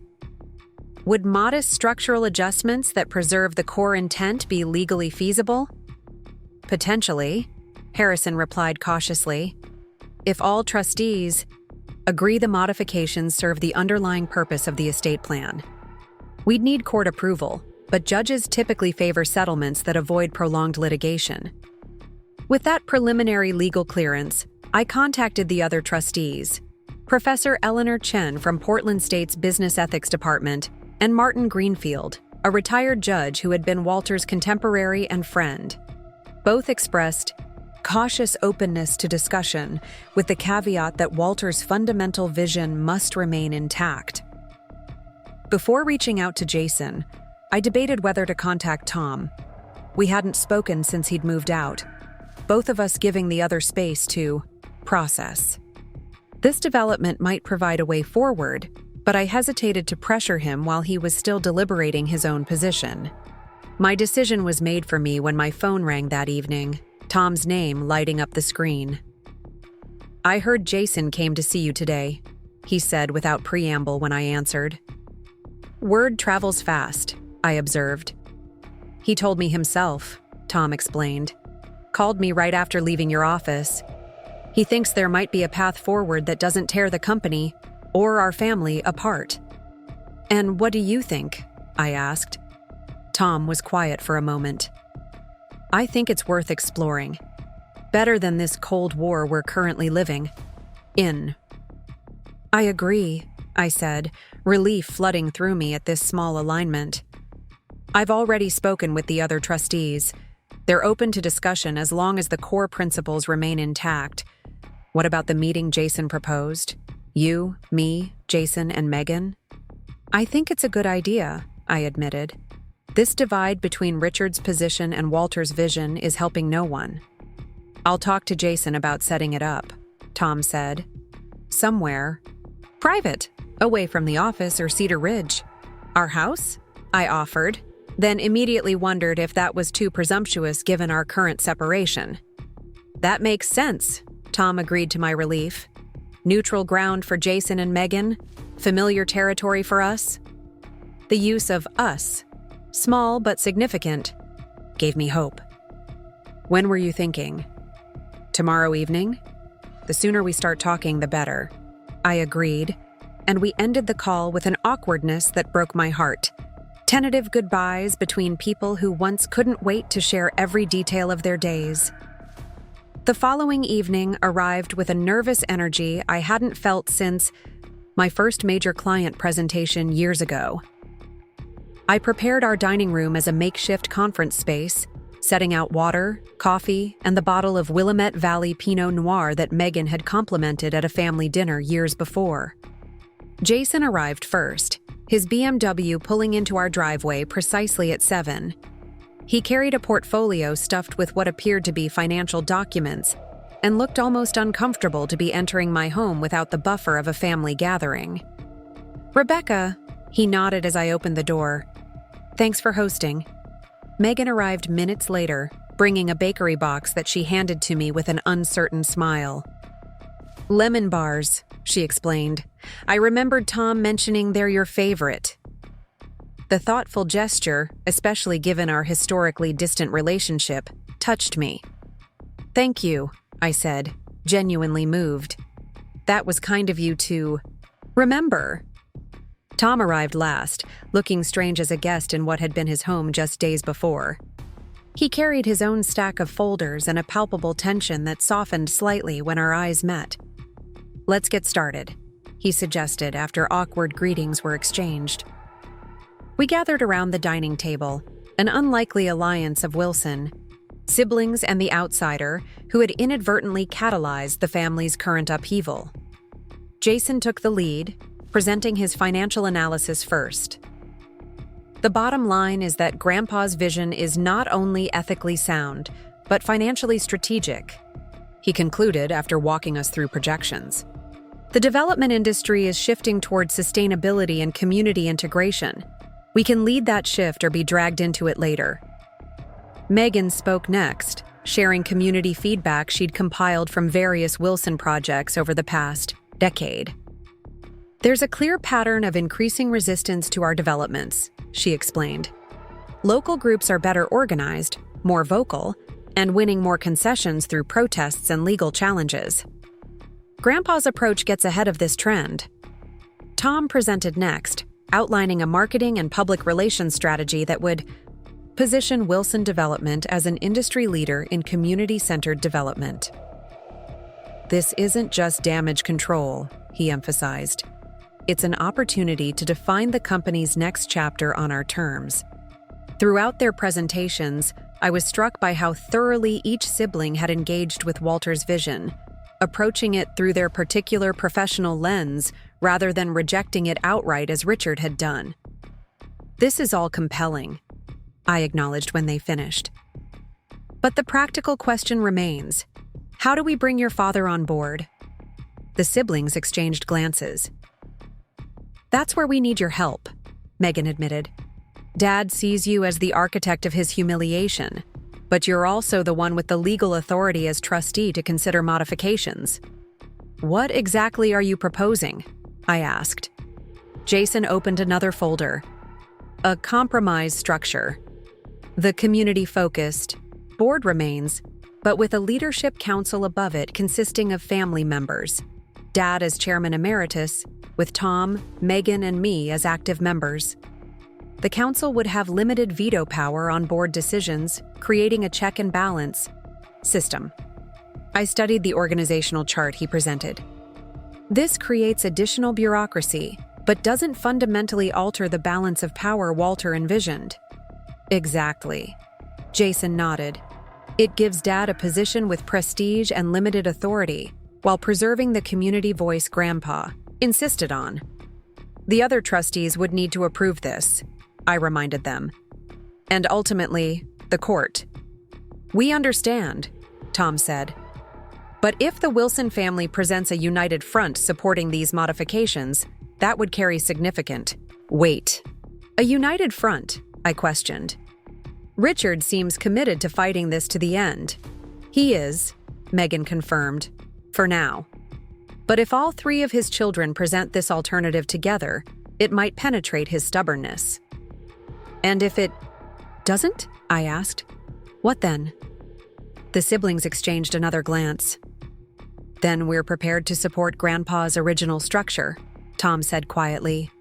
"Even against Dad." The declaration stunned me. "All three of you?" Jason nodded grimly.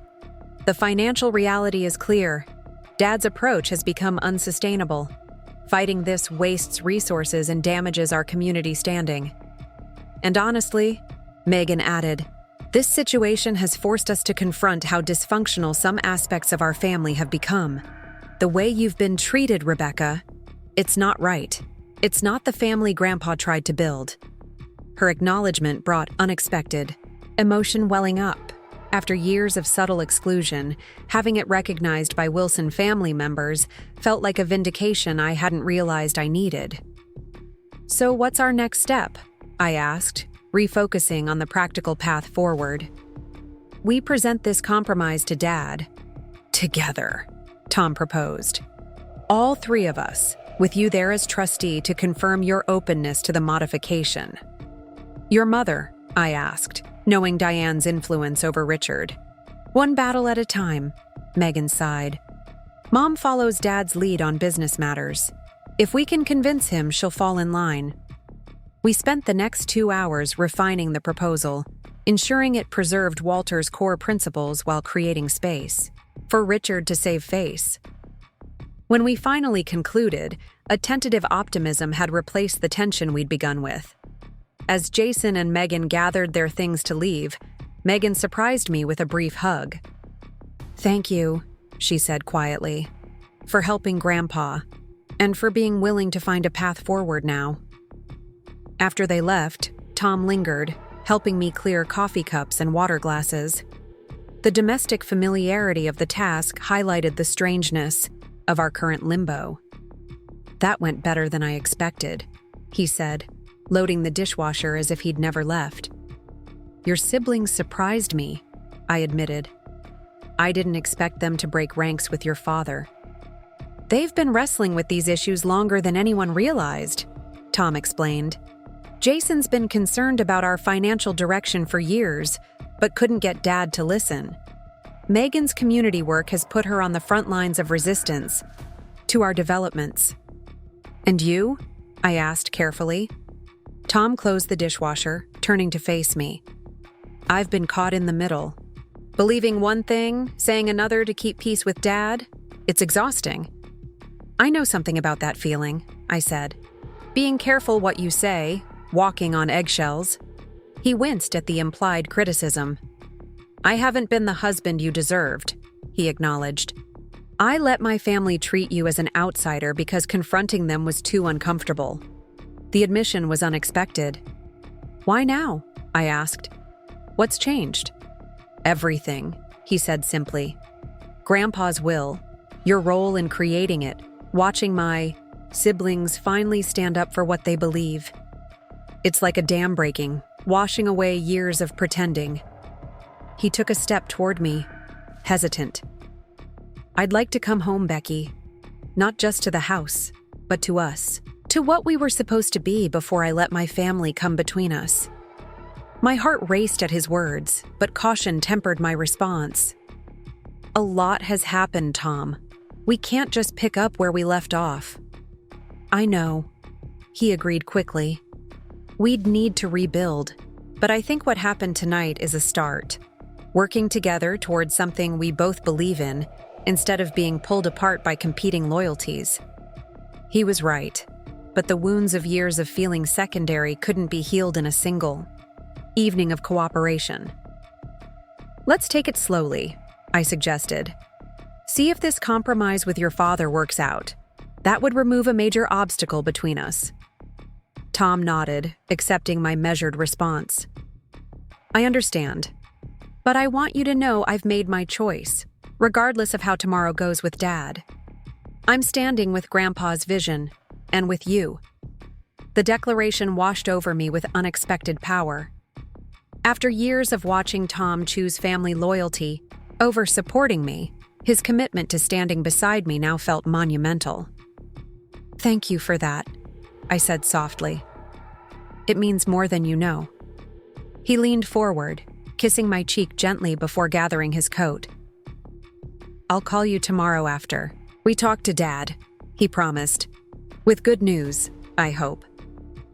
After he left, I moved through our quiet home with a lightness I hadn't felt in months. The evening had opened possibilities I hadn't dared hope for, not just for Walter's legacy, but for my marriage and my place in the Wilson family. The following day crawled by as I waited for news from the siblings' meeting with Richard. I tried to focus on other client work, but found myself checking my phone every few minutes, anxiety mounting as the hours passed with no update. Finally, at nearly 5 o'clock, my phone rang. Not Tom's name on the screen, but Megan's. "It didn't go well," she said without preamble when I answered. Dad refused to even consider the compromise. My heart sank. "What happened?" "He called it a coup orchestrated by you," she explained, frustration evident in her voice. "Said we'd been manipulated into betraying him just like Grandpa was." When Jason tried to explain the financial projections, Dad accused him of fabricating numbers to support your agenda. "My agenda?" I repeated. Walter's plan was his own. "Dad's not in a place to hear that right now," Megan sighed. "He sees you behind everything, the will, our support for it, all of it." "Where's Tom?" I asked, concerned by his silence. "Still at Cedar Ridge with Dad," she replied. "It got ugly, Rebecca. Really ugly. Dad gave all 3 of us an ultimatum. Stand with him against the will or be removed from the company. The threat was extreme even for Richard. Can he actually do that? Not legally under the new structure, Megan acknowledged. But he's threatening to use his remaining authority to sideline us completely until the legal battle is resolved. No responsibilities, no input, effectively paid to do nothing while he continues fighting. That's corporate hostage-taking, I observed, and counterproductive to the company's operations. It's pure emotion at this point, Megan agreed. Logic isn't penetrating. And Tom, what position did he take? Megan hesitated. He stood firm with us initially, but when Dad escalated to threats about writing him out of the family entirely, he wavered, said he needed time to think. The news hit me like a physical blow. After his declaration last night, I had believed Tom had finally chosen to stand his ground. "I see," I managed. "I'm sorry, Rebecca," Megan said gently. "This isn't just about the company for Tom. It's his relationship with our parents, his identity as a Wilson. Dad knows exactly which buttons to push." After we hung up, I sat at my desk, a familiar disappointment settling over me. Tom's pattern of bending to his father's pressure was so established, I shouldn't have expected anything different. Yet last, night had given me hope that this time might be different. I was about to leave the office when my assistant buzzed me. "Rebecca, there's someone here to see you. Diane Wilson. She doesn't have an appointment, but she's quite insistent." Diane was possibly the last person I expected to appear at my office. Curiosity overrode my desire to avoid another Wilson confrontation. "Send her in," I decided. Diane entered my office with her customary perfect posture, designer handbag over her arm, not a hair out of place despite the emotional family meeting she must have witnessed. Without waiting for an invitation, she seated herself across from my desk. "Rebecca," she said coolly, "I think it's time you and I had a frank conversation." "I'm listening," I replied, maintaining a neutral expression. Diane adjusted her pearl necklace, a nervous habit I'd observed over the years. "You've created quite the situation in our family." "Walter created this situation," I corrected. "I simply helped him execute his wishes legally."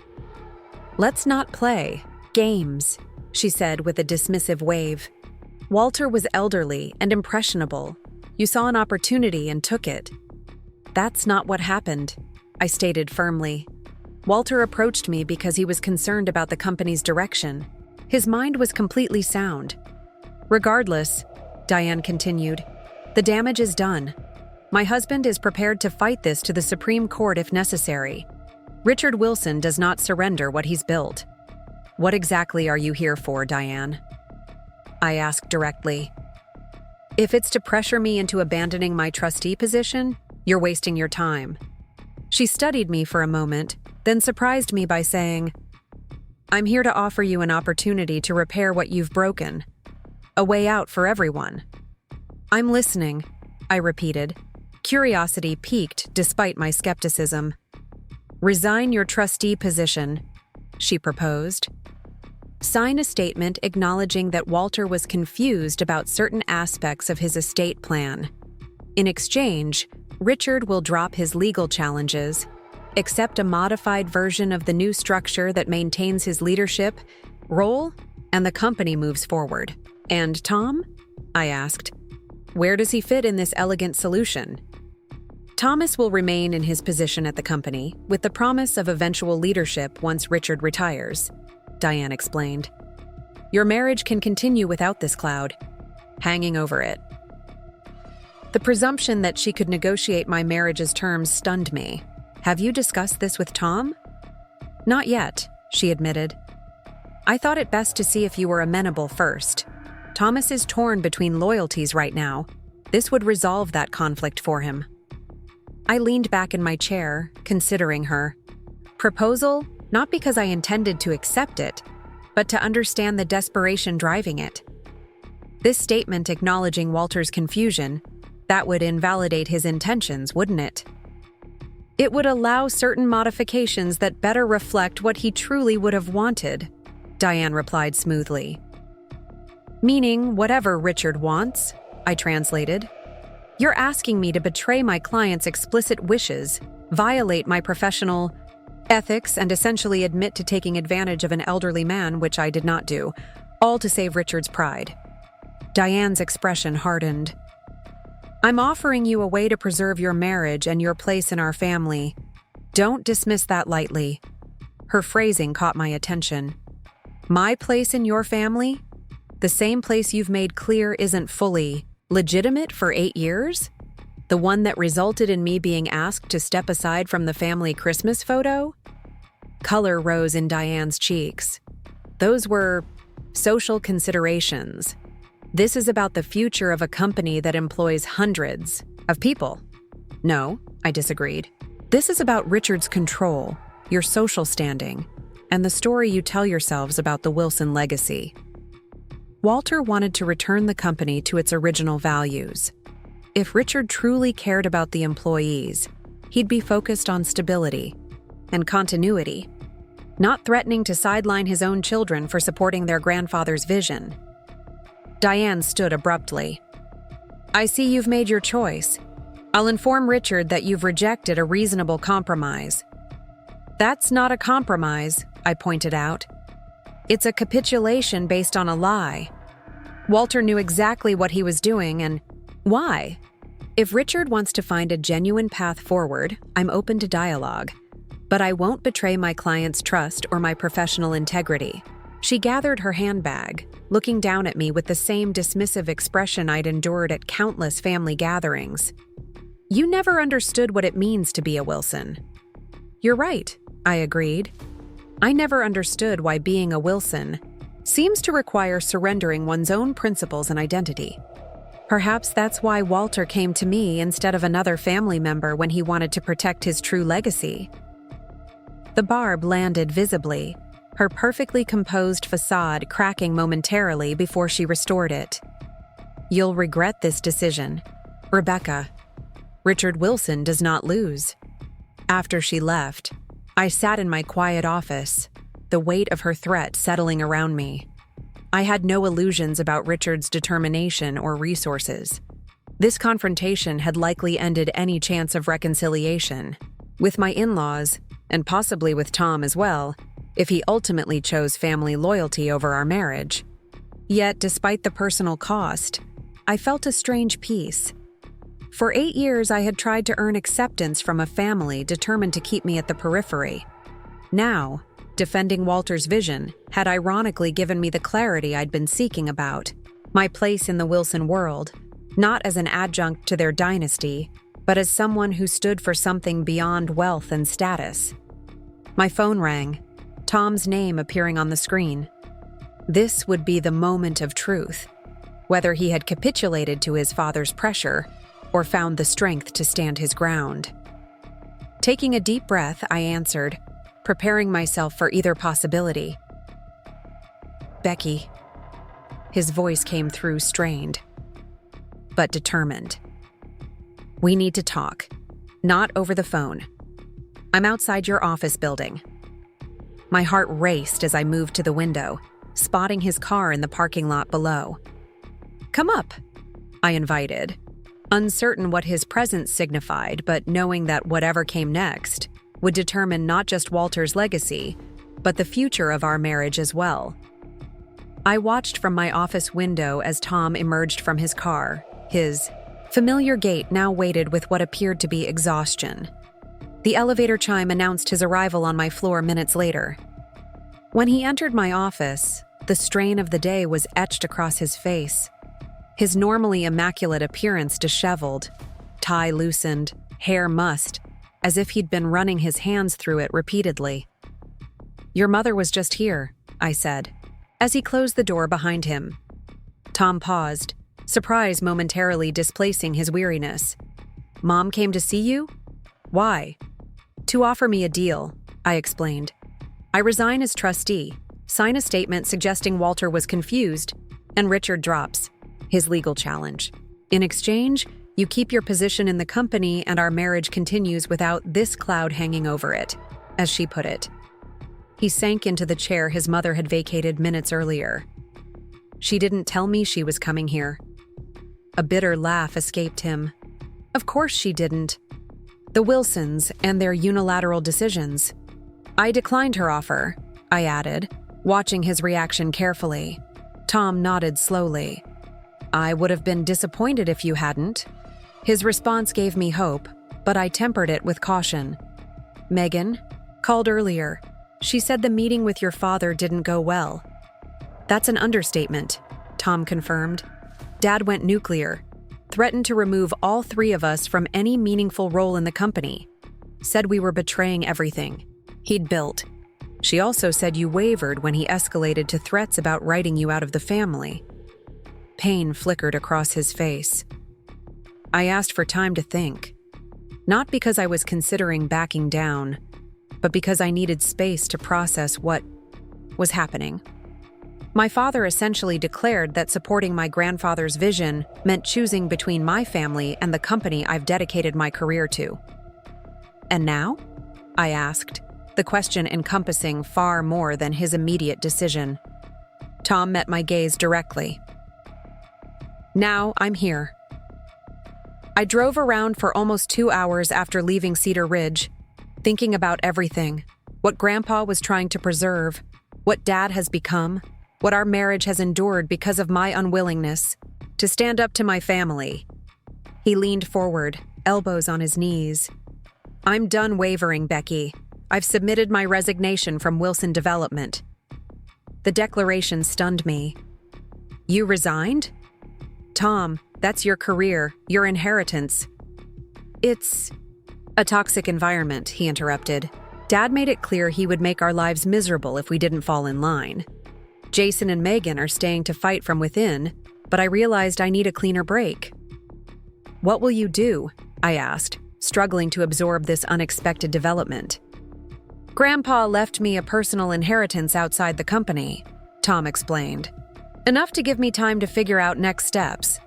I'm thinking of starting a consulting firm focused on ethical urban development, maybe helping smaller firms navigate community engagement.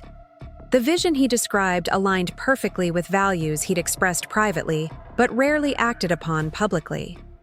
That sounds like something you'd be passionate about, I observed.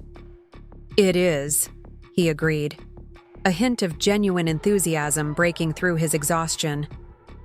It's also something I can build based on my own values, not family expectations. He reached across my desk, tentatively extending his hand palm up, an invitation rather than a demand. The question is, where do we go from here? Us, I mean. I looked at his outstretched hand, weighing 8 years of compromise against this moment of potential transformation. That depends, I said honestly. Is this a temporary rebellion against your father, or a genuine change in how you see your place in the Wilson world, and our marriage? It's a recognition of how much I've sacrificed to maintain an illusion of family harmony, Tom replied, including nearly losing the one person who's always seen me clearly and loved me anyway. His hand remained extended, patient. I can't promise I'll never struggle with old patterns, but I can promise I won't let you stand alone again. I placed my hand in his, feeling the familiar contours that had once represented safety and partnership. We have a lot to rebuild, I cautioned. I know, he acknowledged, and it starts with me standing firmly beside you in defending Grandpa's vision, whatever that costs with my parents. For the first time in months, perhaps years, I felt we were truly facing in the same direction. Let's go home, I suggested. We have planning to do.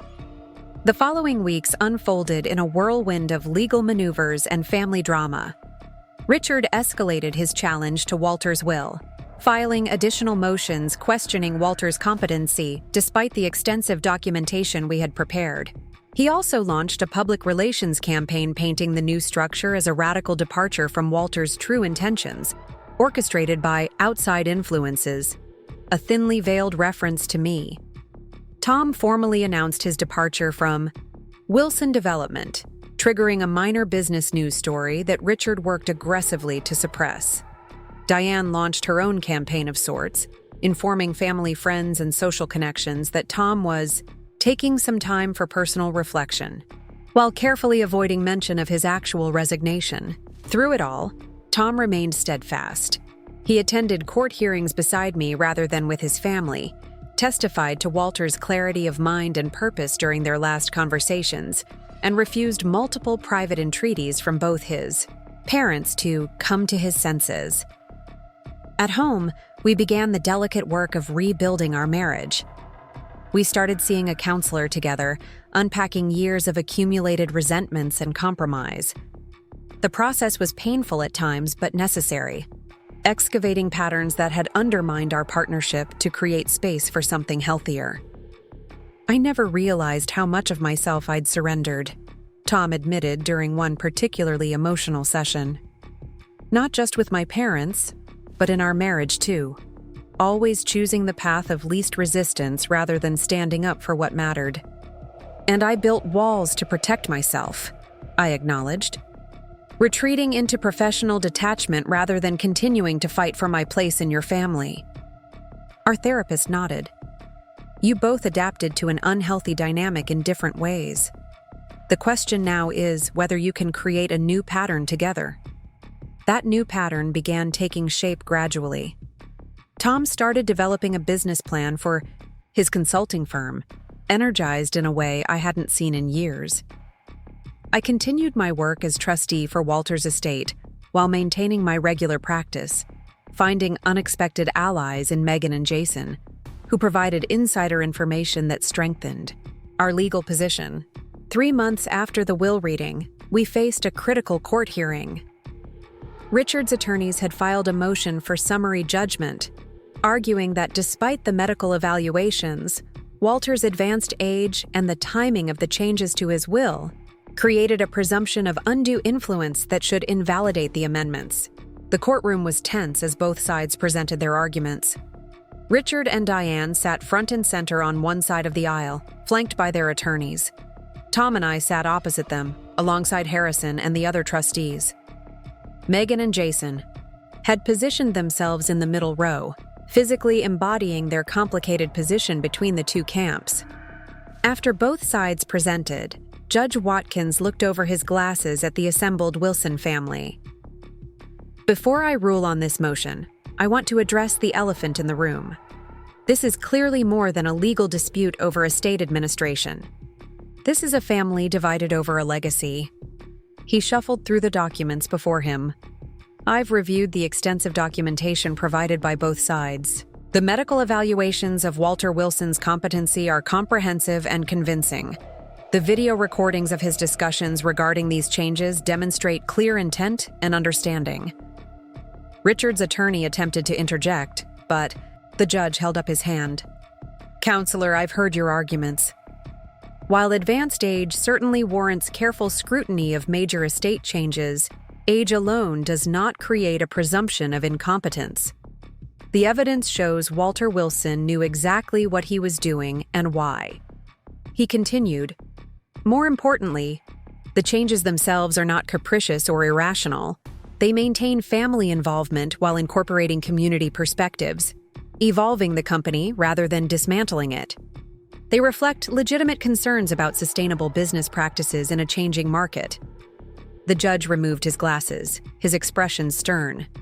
Motion for summary judgment is denied.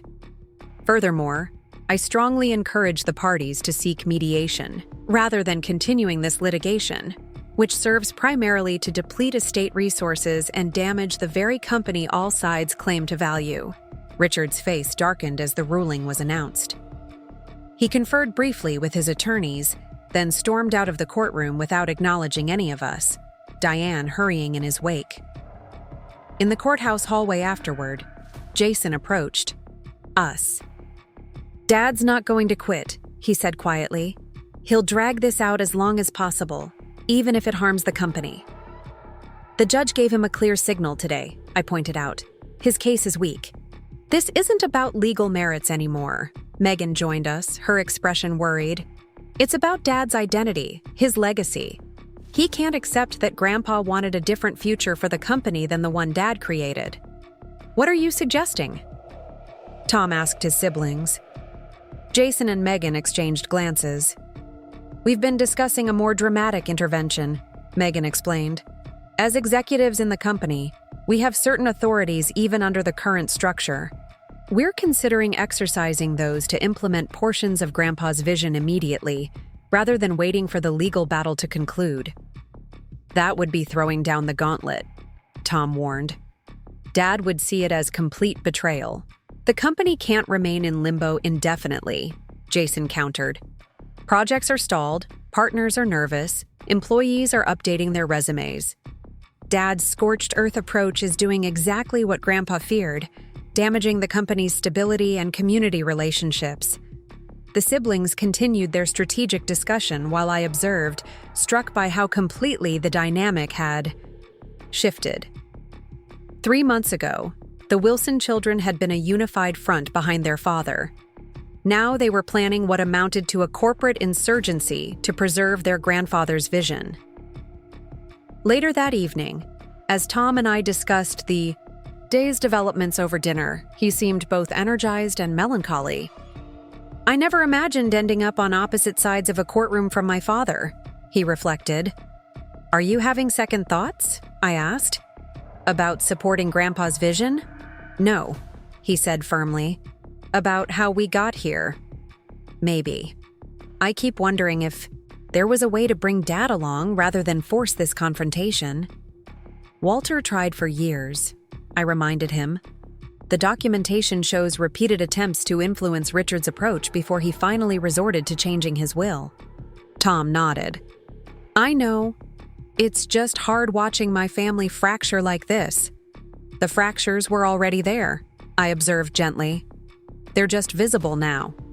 A week later, Jason called with unexpected news. "Dad's agreed to meet," he said, sounding cautiously optimistic. "All of us, including you, Becky. No lawyers, no formal negotiations, just family." What changed his mind?" I asked, skeptical after months of Richard's intransigence. "Honestly, I think it was the Heritage Foundation Award," Jason explained. The Portland Heritage Foundation had recently announced Walter Wilson as their posthumous recipient of the annual Community Builder Award, specifically citing the forward-thinking structure he had created for Wilson Development's future. The recognition had garnered significant positive press, positioning Walter as a visionary rather than simply a successful businessman. "Dad's always cared about public perception," Jason continued. "The narrative is shifting from Richard Wilson fighting his father's incompetent decisions to Richard Wilson resisting his father's celebrated vision. That's not the legacy he wants." The meeting was scheduled for the following Sunday at Cedar Ridge, neutral ground in theory, though weighted with family history and power dynamics in practice. Tom and I arrived together, both tense despite our attempts to approach the CIA. gathering with open minds. Cedar Ridge looked different somehow. The imposing Tudor mansion that had always seemed to embody Wilson family prominence now appearing slightly faded, its grandeur diminished by the family conflict unfolding within. Its walls. Richard and Diane received us in the formal living room, where family photos chronicling Wilson achievements lined the walls. I noticed that several newer photos included Megan and Jason with their parents, but Tom's image was conspicuously absent, a pointed reminder of Richard's view of his son's departure from the company. After stiff greetings, we settled into an uncomfortable silence, broken only when Megan and Jason arrived moments later. Once everyone was seated, Richard cleared his throat. "I've asked for this meeting because this situation has gone on long." "Enough," he began, his tone making it clear this was a pronouncement rather than a discussion. "The continued legal challenges are damaging the company my father built and I expanded. For the sake of the Wilson legacy, I'm prepared to make certain concessions." He outlined his proposal, a modified version of Walter's structure that maintained community board representation, but created a separate executive committee with Richard as chairman, holding authority over major strategic decisions. The affordable housing initiatives would continue, but at a reduced scale, and Richard would retain unilateral control over senior management appointments. In exchange, he concluded, all parties agree to present this as a collaborative implementation of my father's vision rather than a compromise forced by legal challenges. The proposal was essentially a more sophisticated version of what Diane had offered me months earlier, preserving Richard's control while adopting the appearance of Walter's community-focused approach. "And if we don't agree to this generous concession?" Tom asked, the edge in his voice unmistakable. Richard's expression hardened. "Then the litigation continues. I've retained new counsel prepared to appeal every ruling, challenge every document, and extend this process for years, if necessary.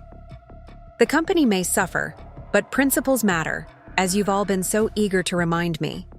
I recognize the threat for what it was, not just continued legal battles, but a willingness to damage Wilson development itself rather than cede control." Before I could respond, Megan surprised everyone by speaking up. "Dad, what exactly are you afraid would happen under Grandpa's original structure?" she asked, her tone genuinely curious rather than confrontational. Richard appeared taken aback by the question. "I'm not afraid of anything," he bristled. "I'm protecting the company I've led for 30 years from untested governance experiments." "But the board would still include 3 family members," Jason pointed out. "You'd still be CEO. The community representatives would bring perspectives we're already having to consider through public feedback processes anyway." "It's about control," Diane interjected, her voice tight. "Your father has earned the right to lead without interference from outside activists with no stake in our success. Is that success just measured financially?" Tom asked. "Or does it include how we're perceived by the communities we develop? Because right now, we're increasingly seen as the villain in Portland's growth story." The conversation continued. In this vein, the siblings calmly questioning the premises underlying Richard's resistance, while Richard and Diane grew increasingly defensive.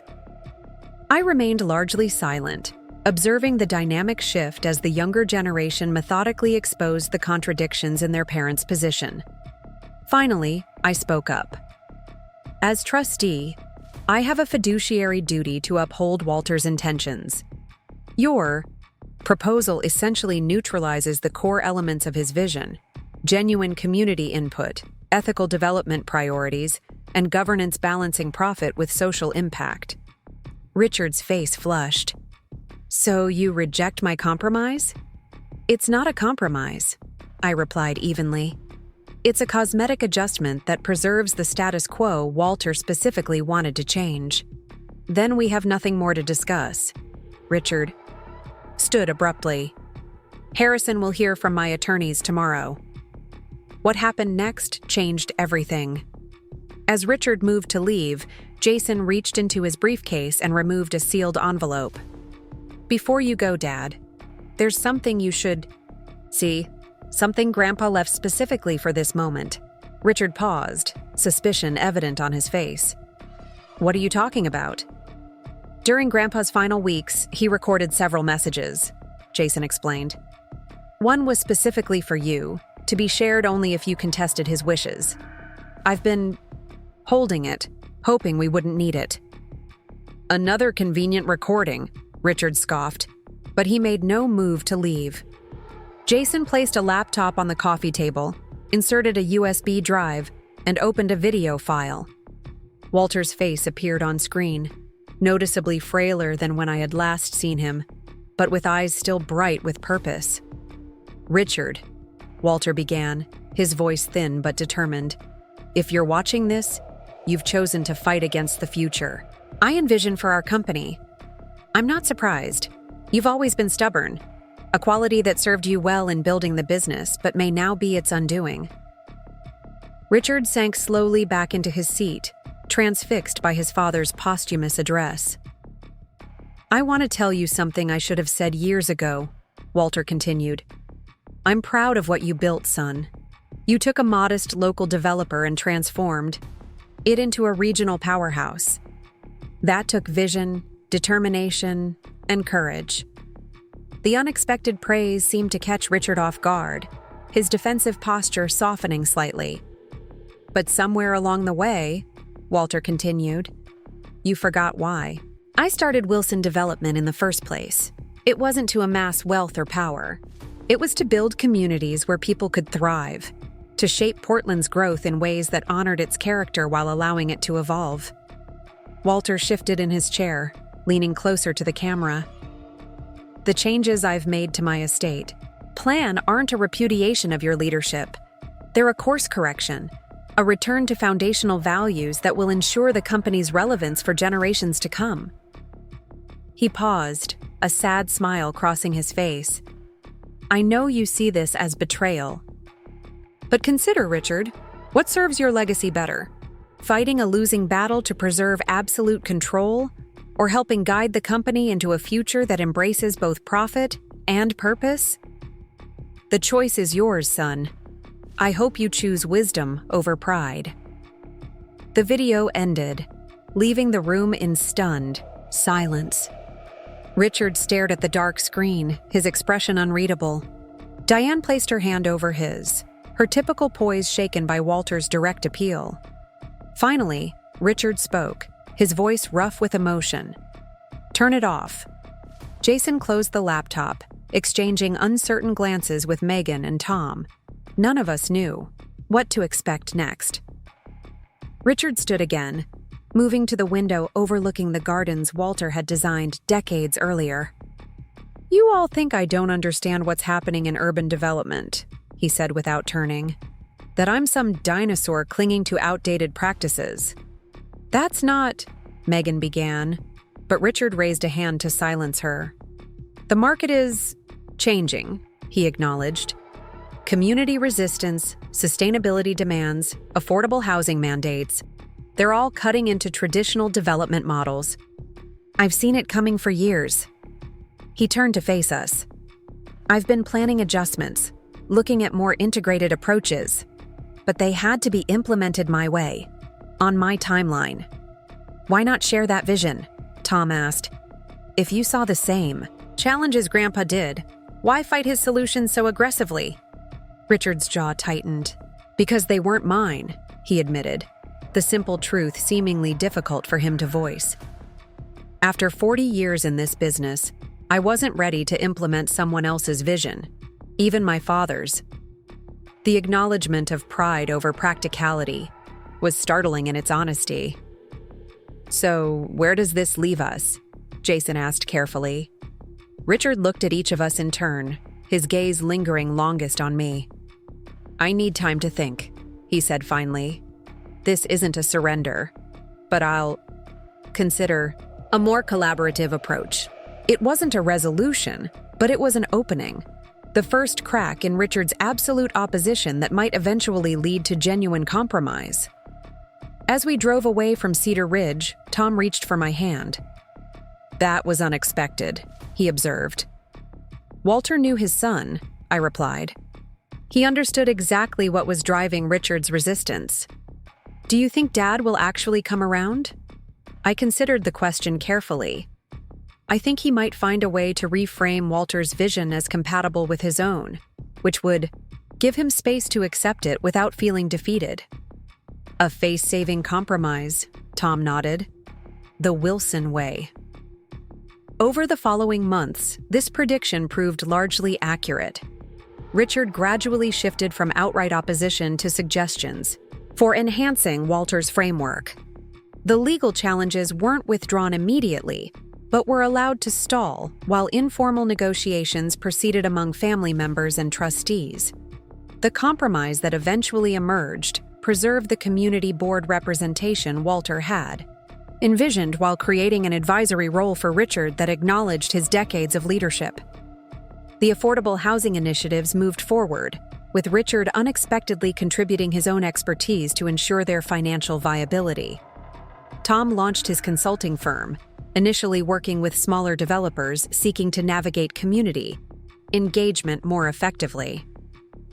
To everyone's surprise, Richard eventually became one of his most valuable referring sources, sending clients who needed the kind of perspective Tom offered.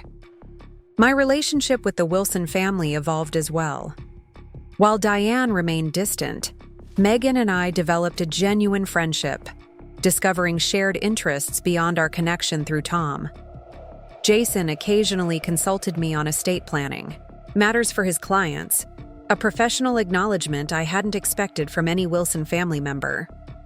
The most profound change, however, was in my marriage.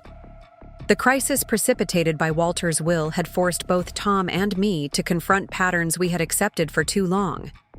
His deference to family pressure at the expense of our partnership, my retreat into professional detachment rather than continuing to fight for full inclusion. Through counseling and honest conversation, we began building something stronger, a relationship where we faced challenges as a united front rather than being pulled apart by competing loyalties. A year after the will reading, the Wilson family gathered at Cedar Ridge for Christmas Eve. The house had been donated to the city as Walter had directed, but the family retained use rights for significant occasions during the transition period. The gathering was smaller than in previous years, more intimate without the usual business associates and social connections Diane had always insisted on including. As we prepared for the traditional family photo, I instinctively began to step aside, a habit formed from years of subtle exclusion. Diane, arranging everyone on the staircase, noticed my movement. "Rebecca," she said, her tone neutral rather than dismissive, "you should stand next to Thomas." The simple acknowledgement, not quite warmth, but a recognition of my rightful place, signified a shift in the family's perception. As the photographer prepared to take the picture, I glanced at Tom, who squeezed my hand in silent recognition of the moment's significance.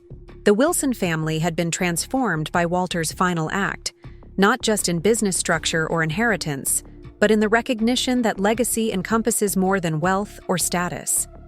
It includes the values that guide how that wealth is used, how family members treat one another, and what principles endure beyond individual lifetimes. As for me, I had finally found my place, not as an accessory to the Wilson name, but as someone who had helped preserve its truest meaning. The exclusion from a holiday photo had set in motion events that ultimately led to inclusion of a more meaningful kind, not just in a picture, but in the family's understanding of its own legacy. Up next, you've got two more standout stories, right on your screen. If this one hit the mark, you won't want to pass these up. Just click and check them out.